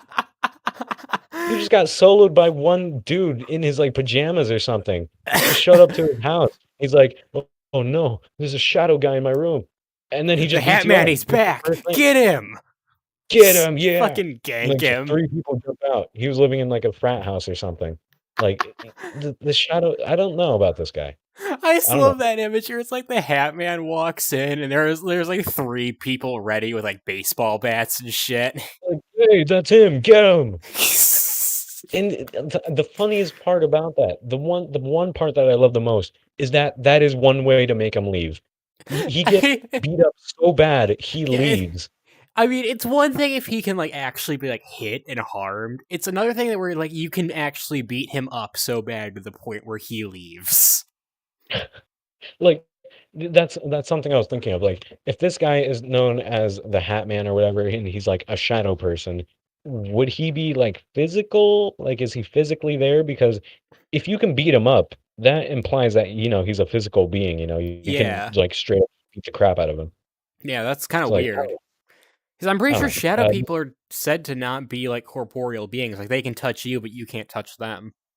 Yeah, so I don't know. I mean, hey, we can beat this guy up, I guess. I don't Yeah, I know. guess. Um, there's a scientific theory. Some physicists believe that unexplained forces are causing other dimensions to merge with ours.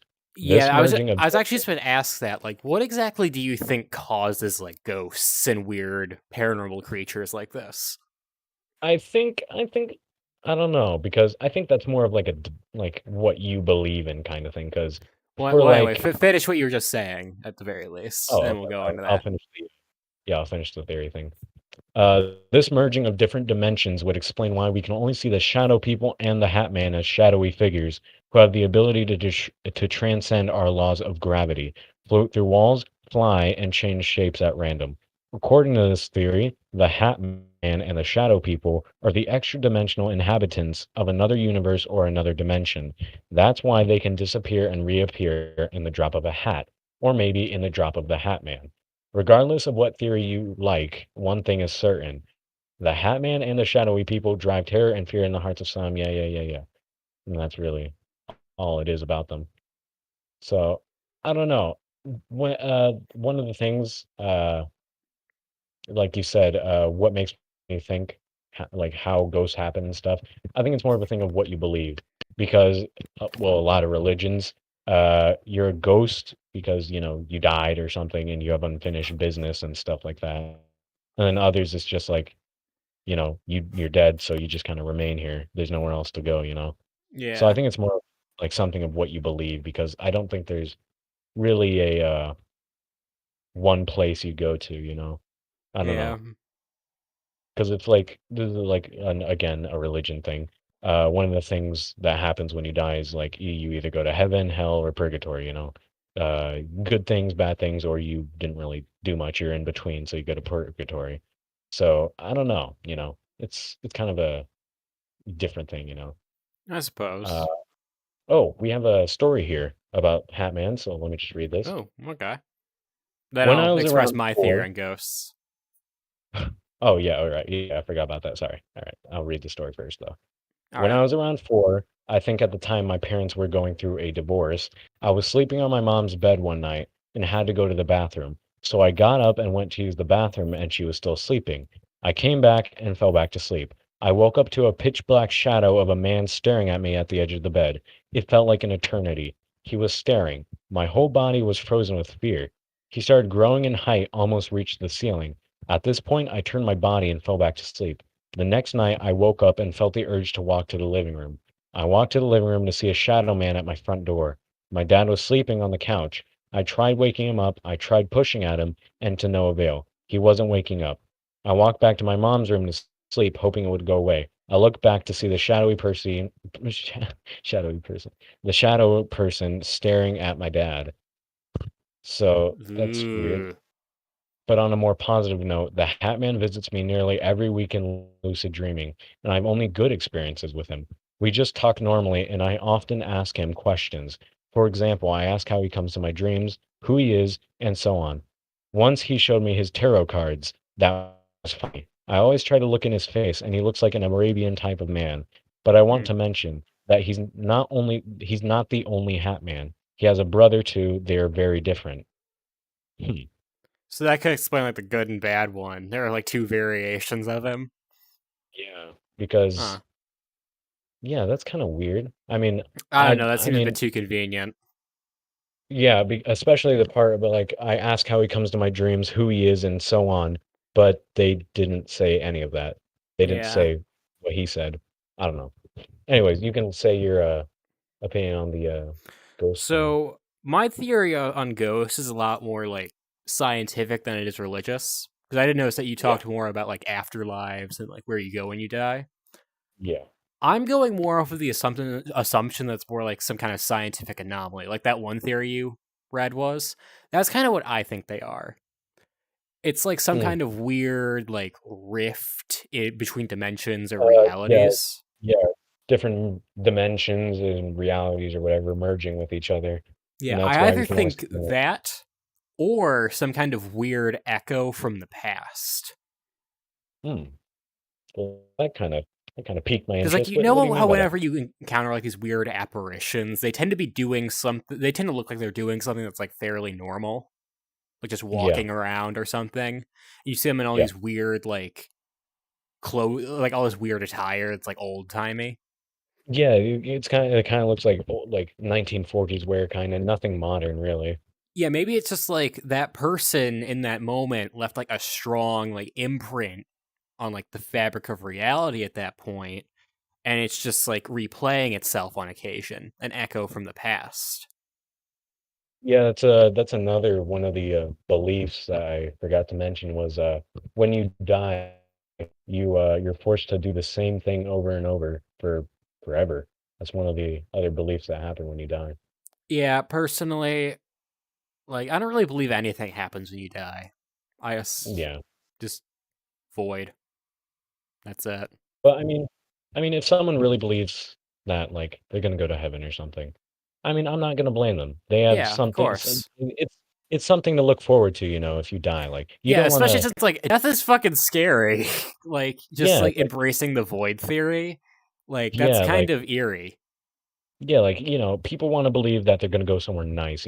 That everyone Yeah, that they've known before that have passed, maybe that they want to believe like, hey, they went to somewhere nice. They aren't eternally gone. Their memories are not wiped. They're waiting for me. They're waiting for me yeah, somewhere nice.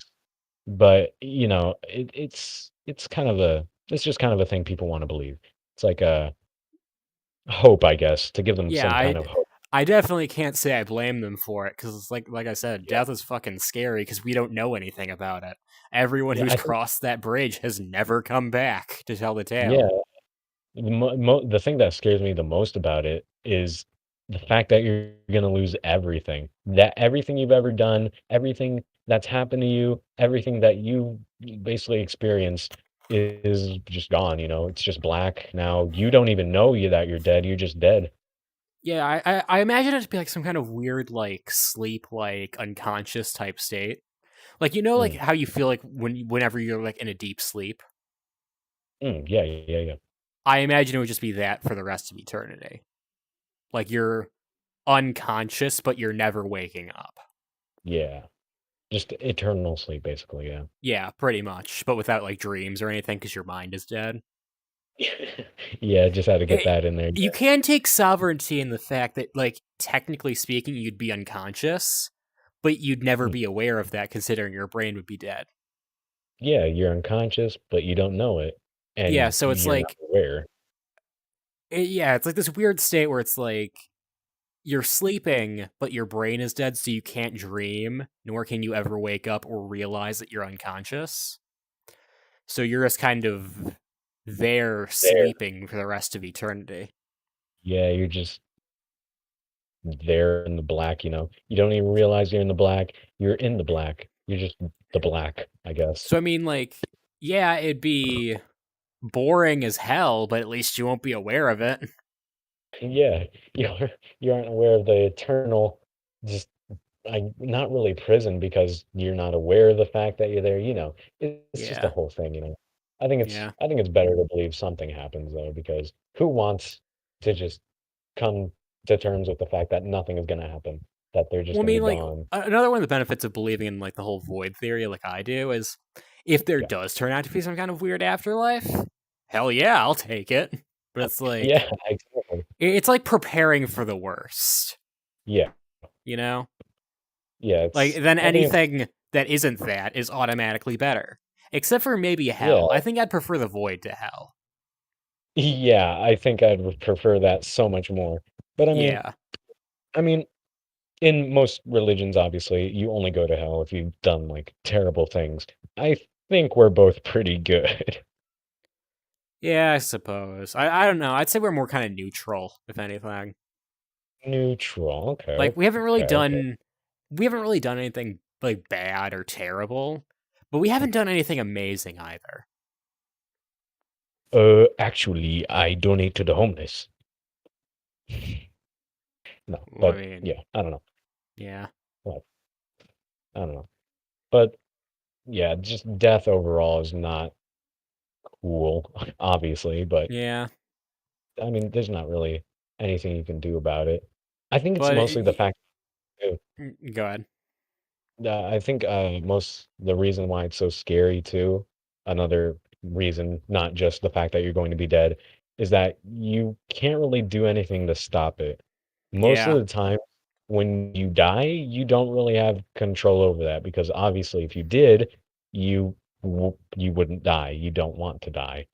Like what like people who come down with like an illness like cancer, I guess that's one of the examples.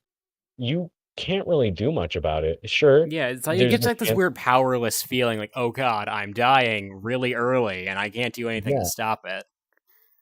yeah, I especially feel so bad for like kids who get it like Oh yeah, before it's the age horrible. of 10. They don't get to live life and they're not even aware of what's really happening kind of, you know? It's kind of Yeah. just scary.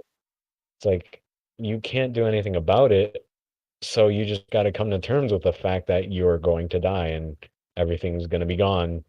You know, you barely even got Yeah. to live life, but you can't do anything about it. So I think that's another reason to believe. I mean, I don't, I don't know. I don't know. I'm kind of in between.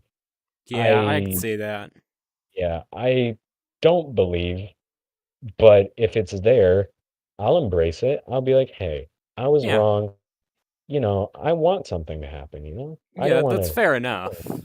yeah, like, I don't want to believe, like, I don't know, say my relative who passed away. I don't want to believe that they're just gone and not having a good afterlife or something, you know? I want to believe that they're having a good time, you know? I will admit, I do suppose when I say I believe in like the void theory, I do have the benefit of not really having lost any relatives that I was really close with. Mm. Like that's I just not mean, really something I've had to go through before. Like, because I have lost like my great grandparents on yeah, my my dad's side, but that was like when I was too young to comprehend like the concept of death and the fact that yeah, that person is never coming back. And not to mention yeah, the fact that I was so young to the point where I can hardly remember them anyway. that happened recently, actually, with me. Oh, My grandma, we used to live in Monmouth, and she was still there. I think she got what is it? It was some sort of illness. I think it was something with her lungs and stuff. And I didn't get to see her for the last few days she was alive, but my uh my uh my mom and my brothers and stuff went over to her funeral uh mm, for for like a couple of days. So they were over at Monmouth for a little bit. And mm, it's it's weird, because I remember like it was yesterday. We were all in the same house. We were making tamales, you know? It was good. I was little. Everything was fine. And then, you know, they're gone, you know? yeah. It's kind of hard to Sorry for come your loss. it's good. Kind of getting emotional, but it's good. It's good. We're good. Yeah. It's it's life, I guess. Life But gets yeah, I tough. definitely have But that advantage when it comes to like believing in the afterlife or anything. Because really, I just like at this point, I'm only really thinking about like myself and like me being there, not like being able to meet other relatives or anything like that. yeah, yeah. It's tough. It's funnily enough, it's something I think about like every day, Like what if someone like my mom or something goes like what do I do? What if I go? what will happen, you know? Yeah. It's it's something. It's something. Getting all choked up over it. But Yeah. yeah, it's something. Wow. Oh, jeez. Not not ready for that. Yeah, that got But fucking heavy all of a sudden. Holy shit. that was a major change of pace. But yeah, just that's just death overall though. Not cool, Yeah, but it's. I did hear saying that like death is like only half of life, yeah, yeah. I or mean, like living is only half of being alive. yeah. But you know, it's kind of comforting in a way because I mean, any troubles you've had before, you won't have after because you won't be alive, obviously. Nothing will be there for anything to happen. And what was I gonna say? Oh, I forgot. Uh it was gonna be something. But mostly just the fact that nothing is really gonna happen, you know. Maybe you had trouble before. Maybe you were like poor or something, but afterwards that won't matter because you're gone. Nothing's happening anymore. You're just kind of there, you know. Yeah. I mean, hold on. I was gonna say something else, but I Mm. forgot. Uh, hold on, hold on, give me a minute. Hold on, gotta remember. Come on, gotta remember what we were talking about. I said, what did I say? Hmm. What did I say? While you're I trying to forgot remember everything. that, I will admit that like if I were to lose like a family member I'm close to now, I would Yeah, be heavily unequipped to deal with it because I've never really had to experience it before. yeah, You know, like yeah, it wouldn't. I don't really know how I'd process it because now, like, I'm capable of understanding, like, when someone dies, they aren't coming back and I'm never going to see them again. yeah, yeah. I So mean, it's like, I don't really know how I would handle that.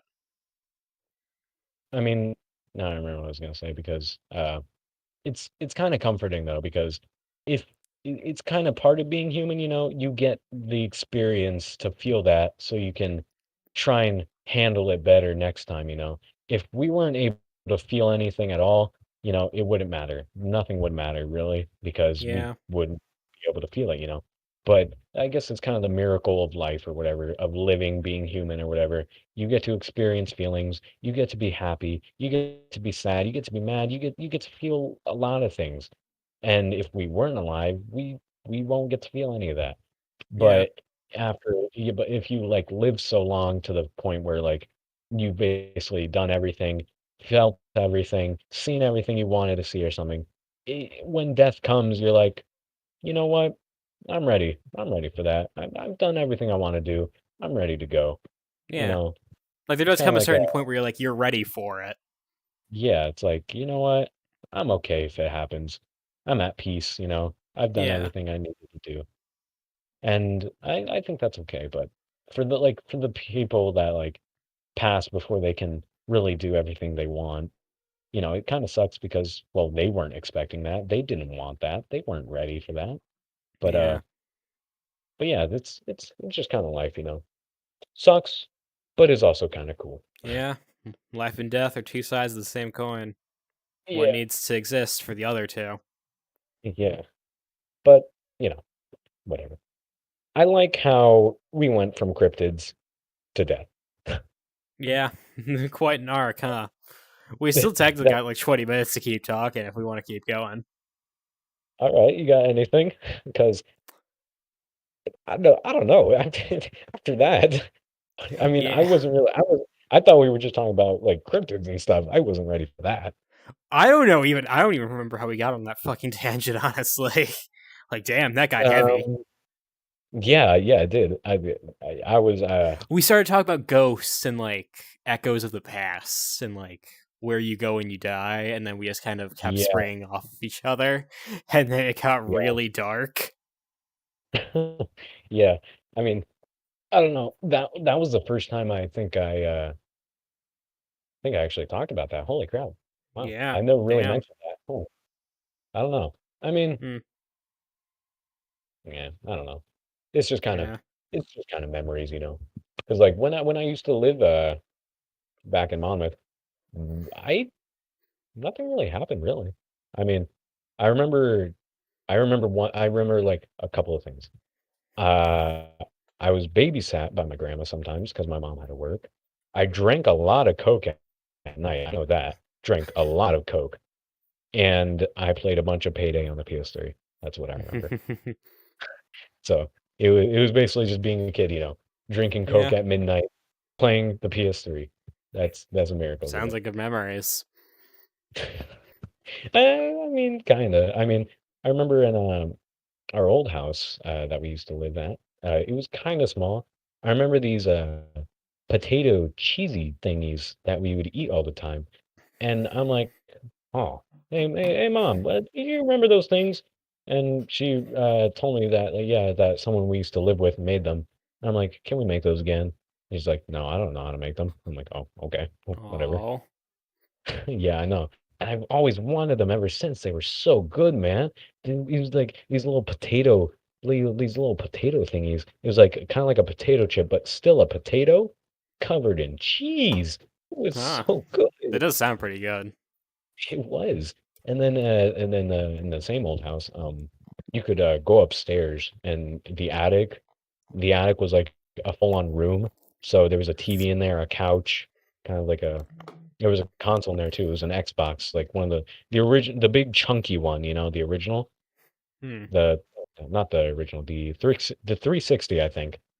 And I remember my brother threw the controller at my head once and started laughing. So that was something. And there were these little thorn bushes in the back and they had berries on them. I remember I tried to eat one. It tasted terrible, and then I was stung by one of the thorns. So that's what I get. Yeah. But yeah, it's just memories, you know. I like to think Yeah. about them sometimes, but not all the time because, you know, I was a loser. But yeah, Yeah. that's yeah. Oh geez. How long have we been going on for? So we hit an hour 41 minutes. 42 now. Yippee! Wait, hold on, I need to check here because I want to see something. I want to see if oh, I think I uh-oh. This is not what the okay. I'm just here. So we hit what is it? 142. 142? Ah, close, but not close enough. What? The first podcast was an hour 45. Hmm. I watched all of that. But yeah, I think we're good. I think we're good. I think we I got mean, I everything we still have wanted. more stuff to talk about if you want to keep going. It's All up to right, you, though. sure. Sure. Well, yeah, let's get going. I See, don't this is mind. heavily off topic from everything that we've been talking about, but it's something I've been thinking about recently. All right, what is it? So, you know about like the difference between a dystopia and a utopia, correct? Yes, dystopia, basically everything bad. Utopia, basically everything good. Yeah, pretty much. Well, have you so you know what the two different dystopias are, correct? Like there are different generally two distinct types. No, I wasn't really aware of that. Could you explain? You have an order-based dystopia where like everything is controlled down to the letter and like laws are supreme. And then you have Yeah, chaos-based utopias where laws are non-existent and everything is just anarchy. yeah. Hmm. Well, So why? basically, in an order-based society, you don't have any free will. Like Yeah, you are fully controlled by those with more power than you. yeah, And like it generally in a lot of movies when it's like done right, it tends to look like this really organized society. that's like hyper efficient. Yeah. And on the other end of the spectrum, you have the chaos dystopia where all you have is free will and there's no laws to restrict that. So Mm. that tends to like be more like post-apocalyptic type settings, but it Yeah, yeah. can be like other kinds of anarchy too. Yeah. But that's generally where most of it comes in, like the Fallout games, The Walking Dead, The Last of Yeah, Us, yeah. what have you. Yeah. But I've been thinking, like, so tell me exactly what a utopia is. Me? Me? Yeah, like, give me your definition of utopia, or at least what you know about it. Well, when I think about a utopia, I just kind of think the opposite of a dystopia. And when I think of dystopia, I think of, well, to be frank, I think of Half-Life. Yeah, fair enough. Yeah, Half Life would be and like but one of the more dingy, orderly type yeah, dystopias, I'd say. yeah. When you mentioned like when you mentioned the orderly thing, all I could think about was, Combine. But yeah, there But are like organized order dystopias and yeah, disorganized ones. Half Life would probably be more like a disorganized one or like a mm, gruff type one. yeah, and to answer the utopia thing, my definition would probably be like everything is kind of sorted out. Like if we're thinking of the same utopia, everything is sorted out. Everything is supposedly perfect, I guess, Yeah, it's like a in a perfect sense. place. Yeah, just a perfect place, basically. So everyone's happy in a utopia. Mm, So I ask you now.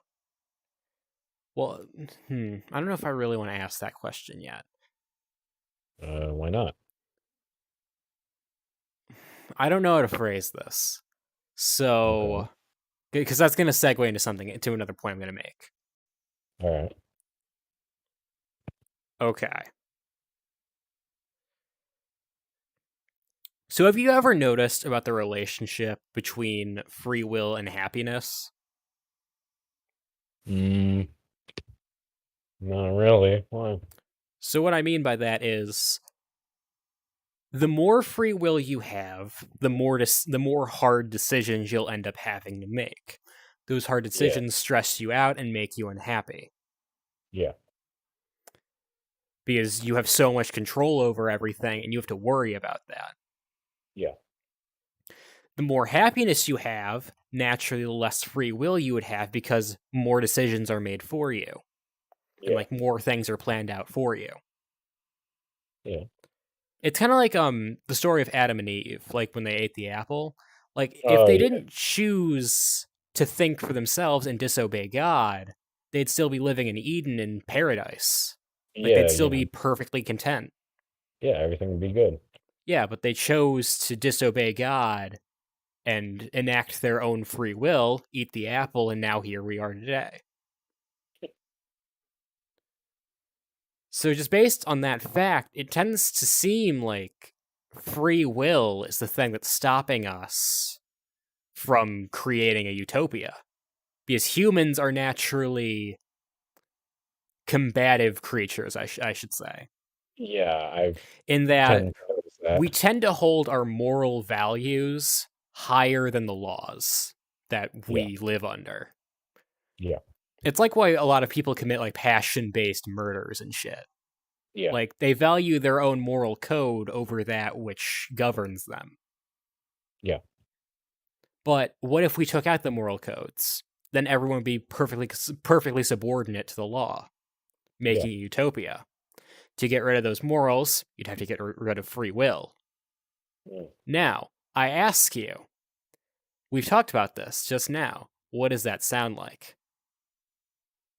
A utopia. No. What kind of dystopia does that sound like? Oh, oh, an order one. An order based dystopia. Yeah, Yeah, but that's it, what a but utopia is, by our yeah, definition. Yeah, I just that's why I said utopia. I was like, well, Yeah. everyone's following everything. Everything In theory, should. you weren't technically wrong with that first answer, because that's what an order-based dystopia is, at least as long as it's organized. Yeah, it's a Like, of utopia. course, the Half-Life order-based dystopia would not be a utopia. Oh yeah, you Yeah, can clearly see that. but yeah. Why have you been thinking about that? I don't know. I just have. It's just been a thought on my mind lately.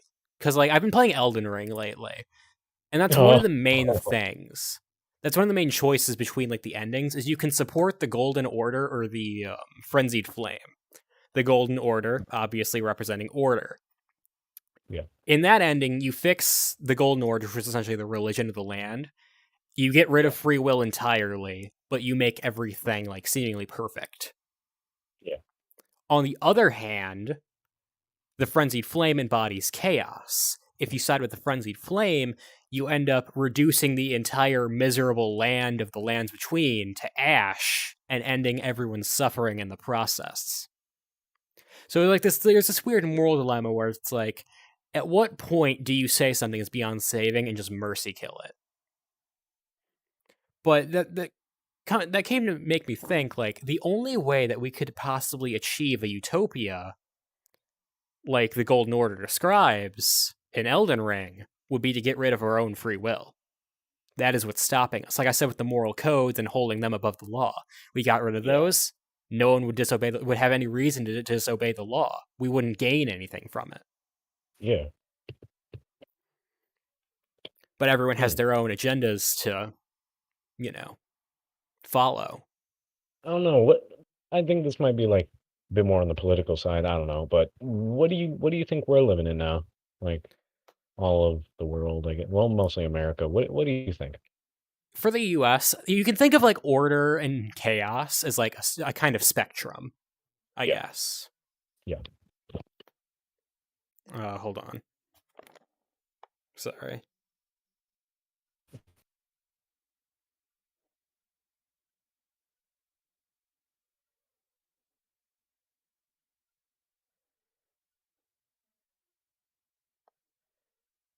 Sorry, I'm texting my girlfriend real fast.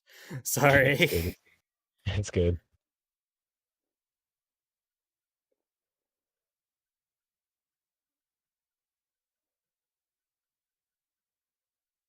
That lets me make shot for dystopia and thing.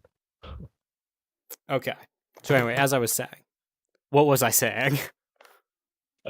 You can think of the orderly and chaos thing as a spectrum. Right. So in between that is like the neutral middle ground, which we tend to be in.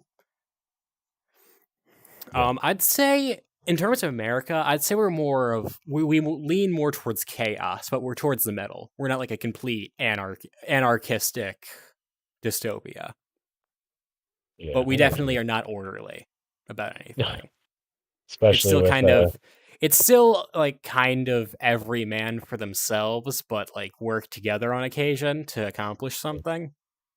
I mean, You know what I I mean? think yeah, I think one of the major parts that might have made you lend a bit more to chaos maybe was that whole debacle. Yeah, that's right. I'm using a big word at the White House. Remember that when a whole bunch of people got in? Yeah, exactly. That and all the riots that have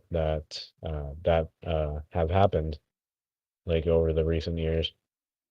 I think 2 years, maybe one, but a lot of riots happened, like a lot of Yeah, a lot. them. But I mean, I don't know. We aren't really to talk. We're over here on our computers. Yeah, anyway, back to our main discussion here. So, um Yeah. so it all depends on our perception. So we know that if we got rid of our free will, in theory, we would be able to achieve a perfect society, a utopia.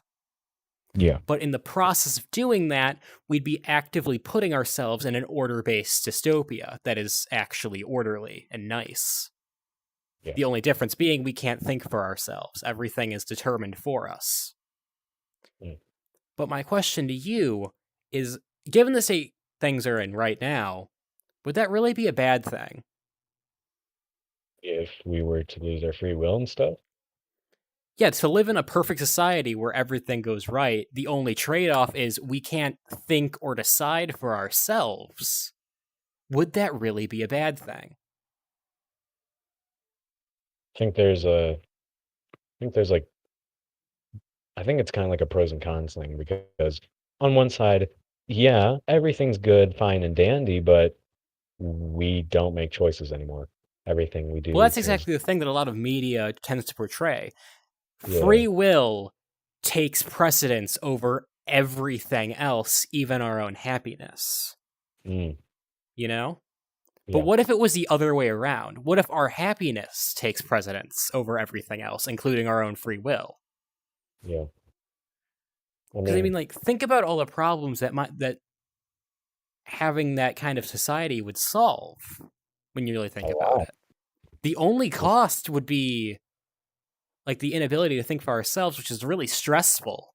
Like Yeah, you and me, like we're getting to that age where like we have to think about what we want to do with the rest of our lives, you know? Like go to yeah, college, go to trade school, get scholarships, do whatever, like what yeah. you want to do for a living. Like these choices and they're scary and stressful. Like what if you just had someone make them for you and say, "Okay, you're going to do this," and then you just do that. You follow them. Well, I mean, if you think about it, I mean, yeah, it's good not to have the choice and not have the stress that comes with it, but it's also good to have the stress and the choice because it helps you, learn from it kind of, I guess. Because once you make that choice, the choice is made, you go through with it. And then afterwards, if you end up, going all the way through with it, you feel good because you made that choice, you did that, no one else did that. You did that. But what if you made a bad choice or a wrong choice? Bad choice. Oof. Yeah, bad choices are another thing. It Like depends on think how about bad. that. Like if you make a bad choice in life right now, like you sorry, did I just cut out or anything? Yeah, you did. Sorry. I'm trying to Yeah, figure out how to plug my headset in because it's dying. yeah, it's good. It's good. Hold on.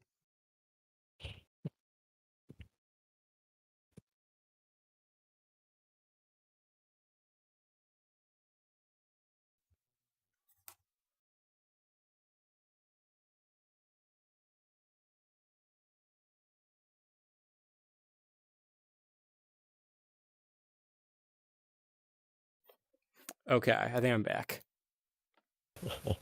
Anyways, go So, on with what you were sorry saying. about that.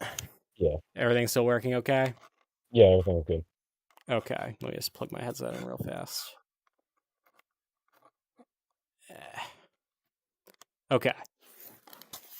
So anyway, as I was saying, Mm, you do bring up some good points, but if you do make a bad choice in our current society, you've only yourself to blame for that bad choice. If someone yeah. else makes a bad choice for you, you can at least take sovereignty in the fact that it's someone else who made the mistake, and you can be angry at them instead of angry at yourself. Mm. Um, well, mm. Yeah, that's a good point. You're not mad at yourself, you're mad at the person that made that And choice. I guess I should just go on a record and say this. I'm not Yeah. saying that we should give up our free will to our corporate overlords. I'm simply Obviously. challenging our typical point of view of free will is automatically good. Yeah. That's all I'm Mm, doing here. yeah, yeah, yeah. I don't know. Huh. I mean, yeah, I mean, that's pretty tough to think about because, I mean, yeah, they made the bad choice. You can blame them and stuff, but I mean, it's also good to, come to terms with the fact, yeah, I messed up, but I can do better, you Well, know. again, I like mean, I said with that story with Adam and Eve, it was essentially a yeah, choice. When you summarize that entire story, it was essentially a choice between happiness and free will. yeah. But So I mean, if they didn't eat the apple and chose happiness, they would have been happy forever. but okay, let's. because I think there's sometimes, well, like a lot of the time, there's other factors in play. Like, you know, I think it was the devil, wasn't it? He was telling them to eat the apple, Hey, eat the Yeah, apple, I mean, they were just kind of like, oh, well, I mean, sure, God said not to eat the apple, but this guy's saying to eat the apple. I don't know which one to choose. And so they went with the devil or whatever, and they made a bad choice. I'm pretty sure if they knew that the apple was gonna ruin their entire lives, I don't think they would have done it, but I think had they known, they probably wouldn't have done it. I don't know. But there's but like a lot of factors in play, when you're eating deciding. that apple did give them free will. So you inadvertently just admitted that if they knew that they made a mistake by eating it. True, true. I don't know. I just I cornered don't know. you. Yeah.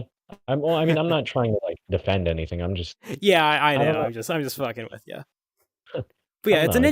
it's an interesting thing to think about how like maybe free will is what's keeping us from our perfect society. In fact, no, not just maybe, that is what's keeping us from a perfect society. Because as long True, as we yeah. have the freedom of choice, we will actively disagree with other people, which causes wars and general unhappiness. And it Yeah. causes disagreements within the government, it causes corruption, just the act of furthering our own agendas and holding our Yeah. morals above laws. That's what makes Yeah. our society imperfect. We get rid of Mm, all those factors, everyone's happy, and everyone lives in peace.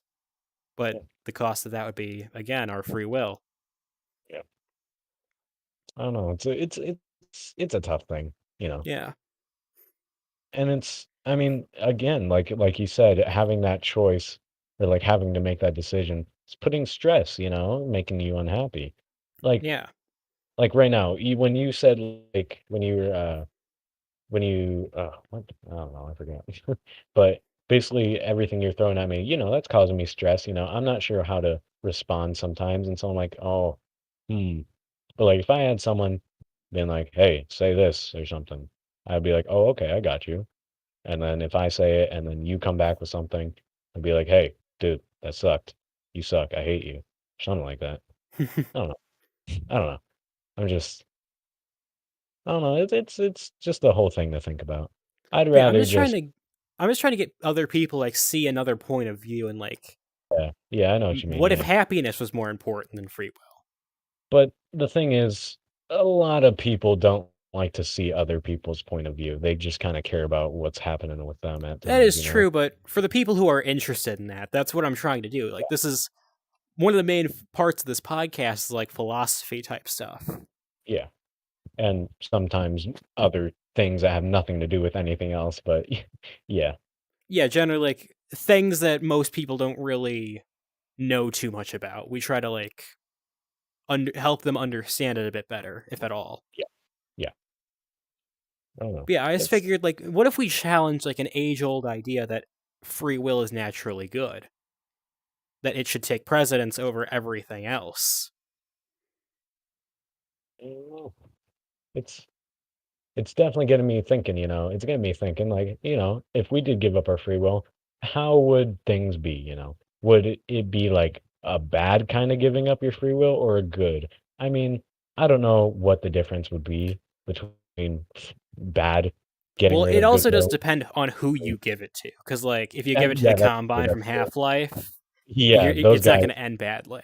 Yeah. I mean, I don't know, because if we're giving our free will to like, I don't know, I guess it would be the government, wouldn't it? Yeah, pretty much. I don't know. I don't think I don't know because well, yeah, the government they do a lot of good things for us, like protect us. That's a major part. But they also do a lot of questionable things. Yeah, So it's kind of like these guys, like it's kind of like I don't know. It's a tough thing basically.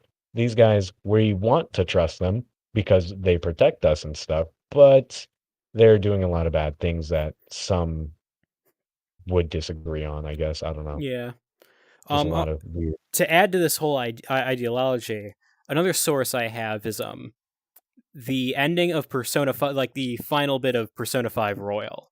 Have you ever Yeah. Like, seen anything on the any of the Persona games at all?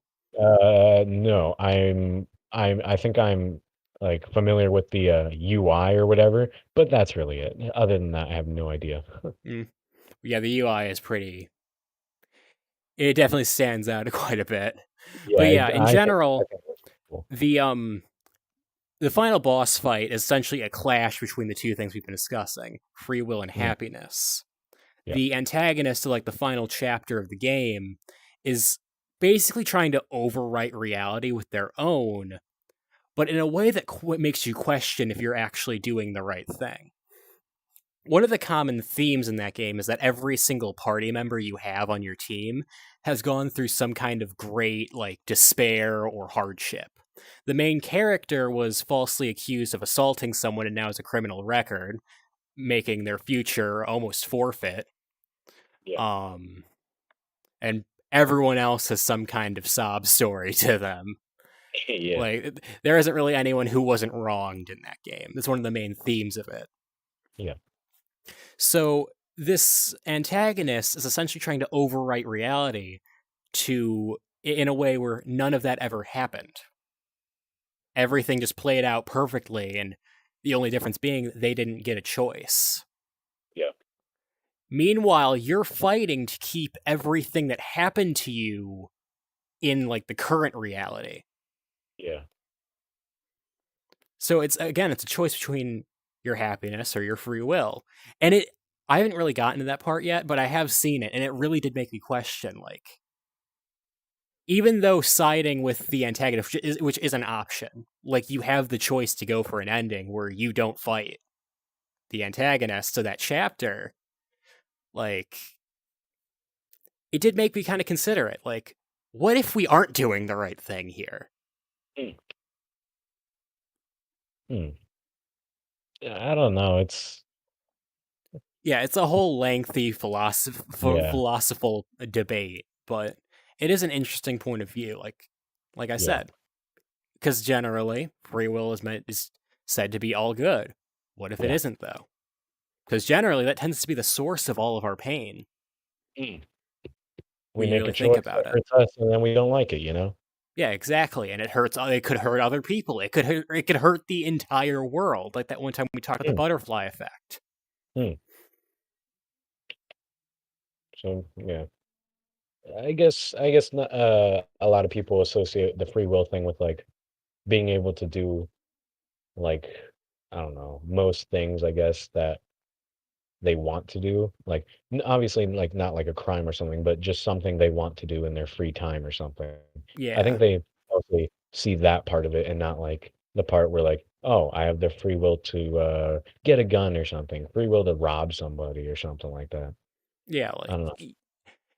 the law is not physically stopping you from committing any of these crimes. Yeah, It's just ensuring you are punished for them. yeah, But like in a world where we have no free will, the laws would be absolute. You could not break them. yeah, Like you physically would not allow yourself to.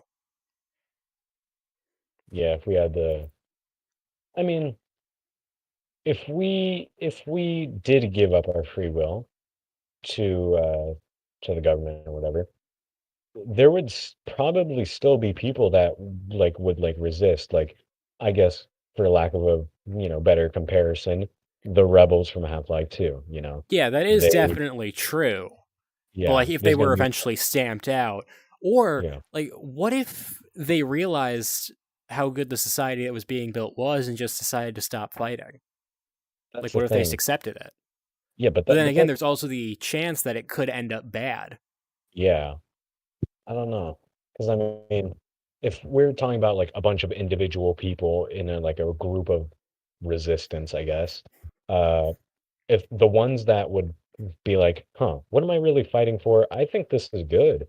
I think maybe they would go back, but there would still be people that are like centered around the idea that no, I don't want to give up my free will. I want to think for myself, you know?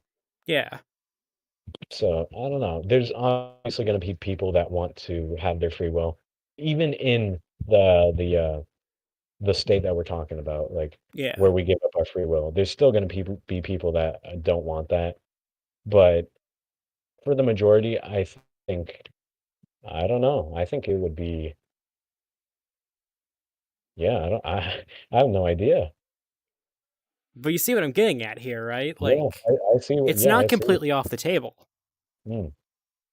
Because it would be good. It would be good, like really good. But it would, I don't know. It'd also be weird, especially how it's executed. Like on paper, it kind of sounds good, but Yeah, that's what I'm. That's mainly what's what I'm mainly talking about. Like in yeah, theory and on paper, not in yeah, practice. If we yeah, did it in practice, corporate greed it would would, take over everything, and then we'd be living in like Half Life or North Korea.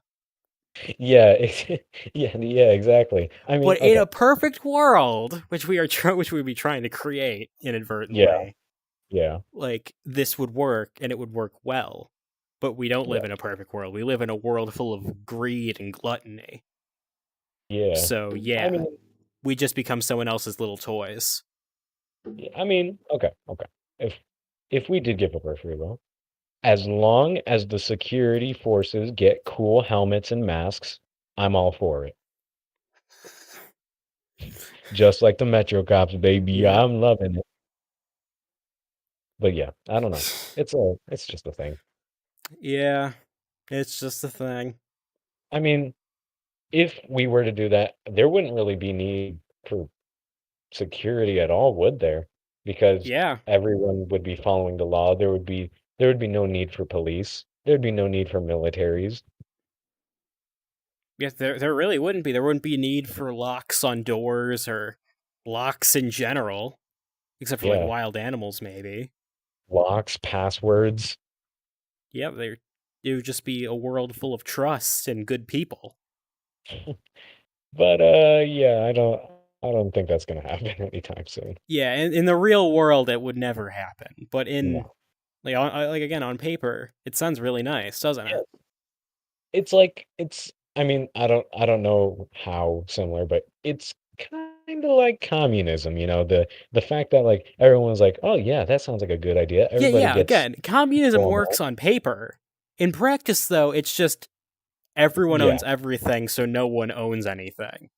So yeah, but yeah, basically, it sounded good. They did it. They tried it. It sucked. No Yeah, one likes like it I anymore. said, greed just kind of takes over, Yeah. and then everything is bad. I think it's more of a problem with I mean, I don't want to make this sound like I'm a bad guy or something, but like sentience kind of. Because as long as you're sentient, you're going to be thinking about your free will. You're going to be doing what you want to do. Yeah, that's Because another point that I always like to make is that intelligence is naturally evil.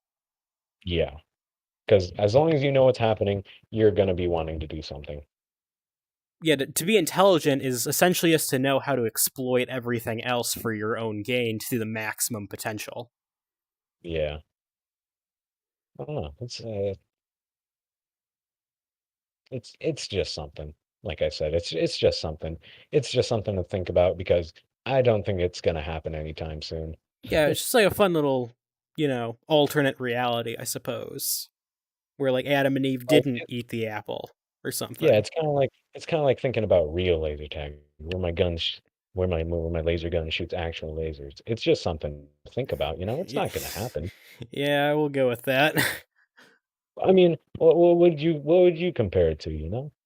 I don't know. I'm getting really tired. I can hardly think straight anymore. Exactly. Like what if I could ride a shark? It's not going to happen, but Oh it's fun god. to think about. And we've gone off the rails. We usually go off the rails at the end. Yeah, Yeah, I'd say we call it here because I'm about to fucking yeah. fall asleep. I swear to God. I think we're past 2 hours. I don't know. Yeah, definitely. We're at 2 hours 13 minutes. Oh, geez, this one was a long one. Yeah. All right. Yeah, I think we Well, that was call a good it. discussion on philosophy, at least, if nothing Mhm. else. Especially that free will part. Yeah, that was pretty good. Yeah, yeah. I did seem like I was pretty convincing, right? Oh, you devil, you. But yeah, I think we're Yeah. good. Do the thing, do the thing. Well, this has been the Lone Waffle, joined by my co-host Junk Skeleton, with the fourth episode of the Lodge podcast, and I wish you all a goodbye.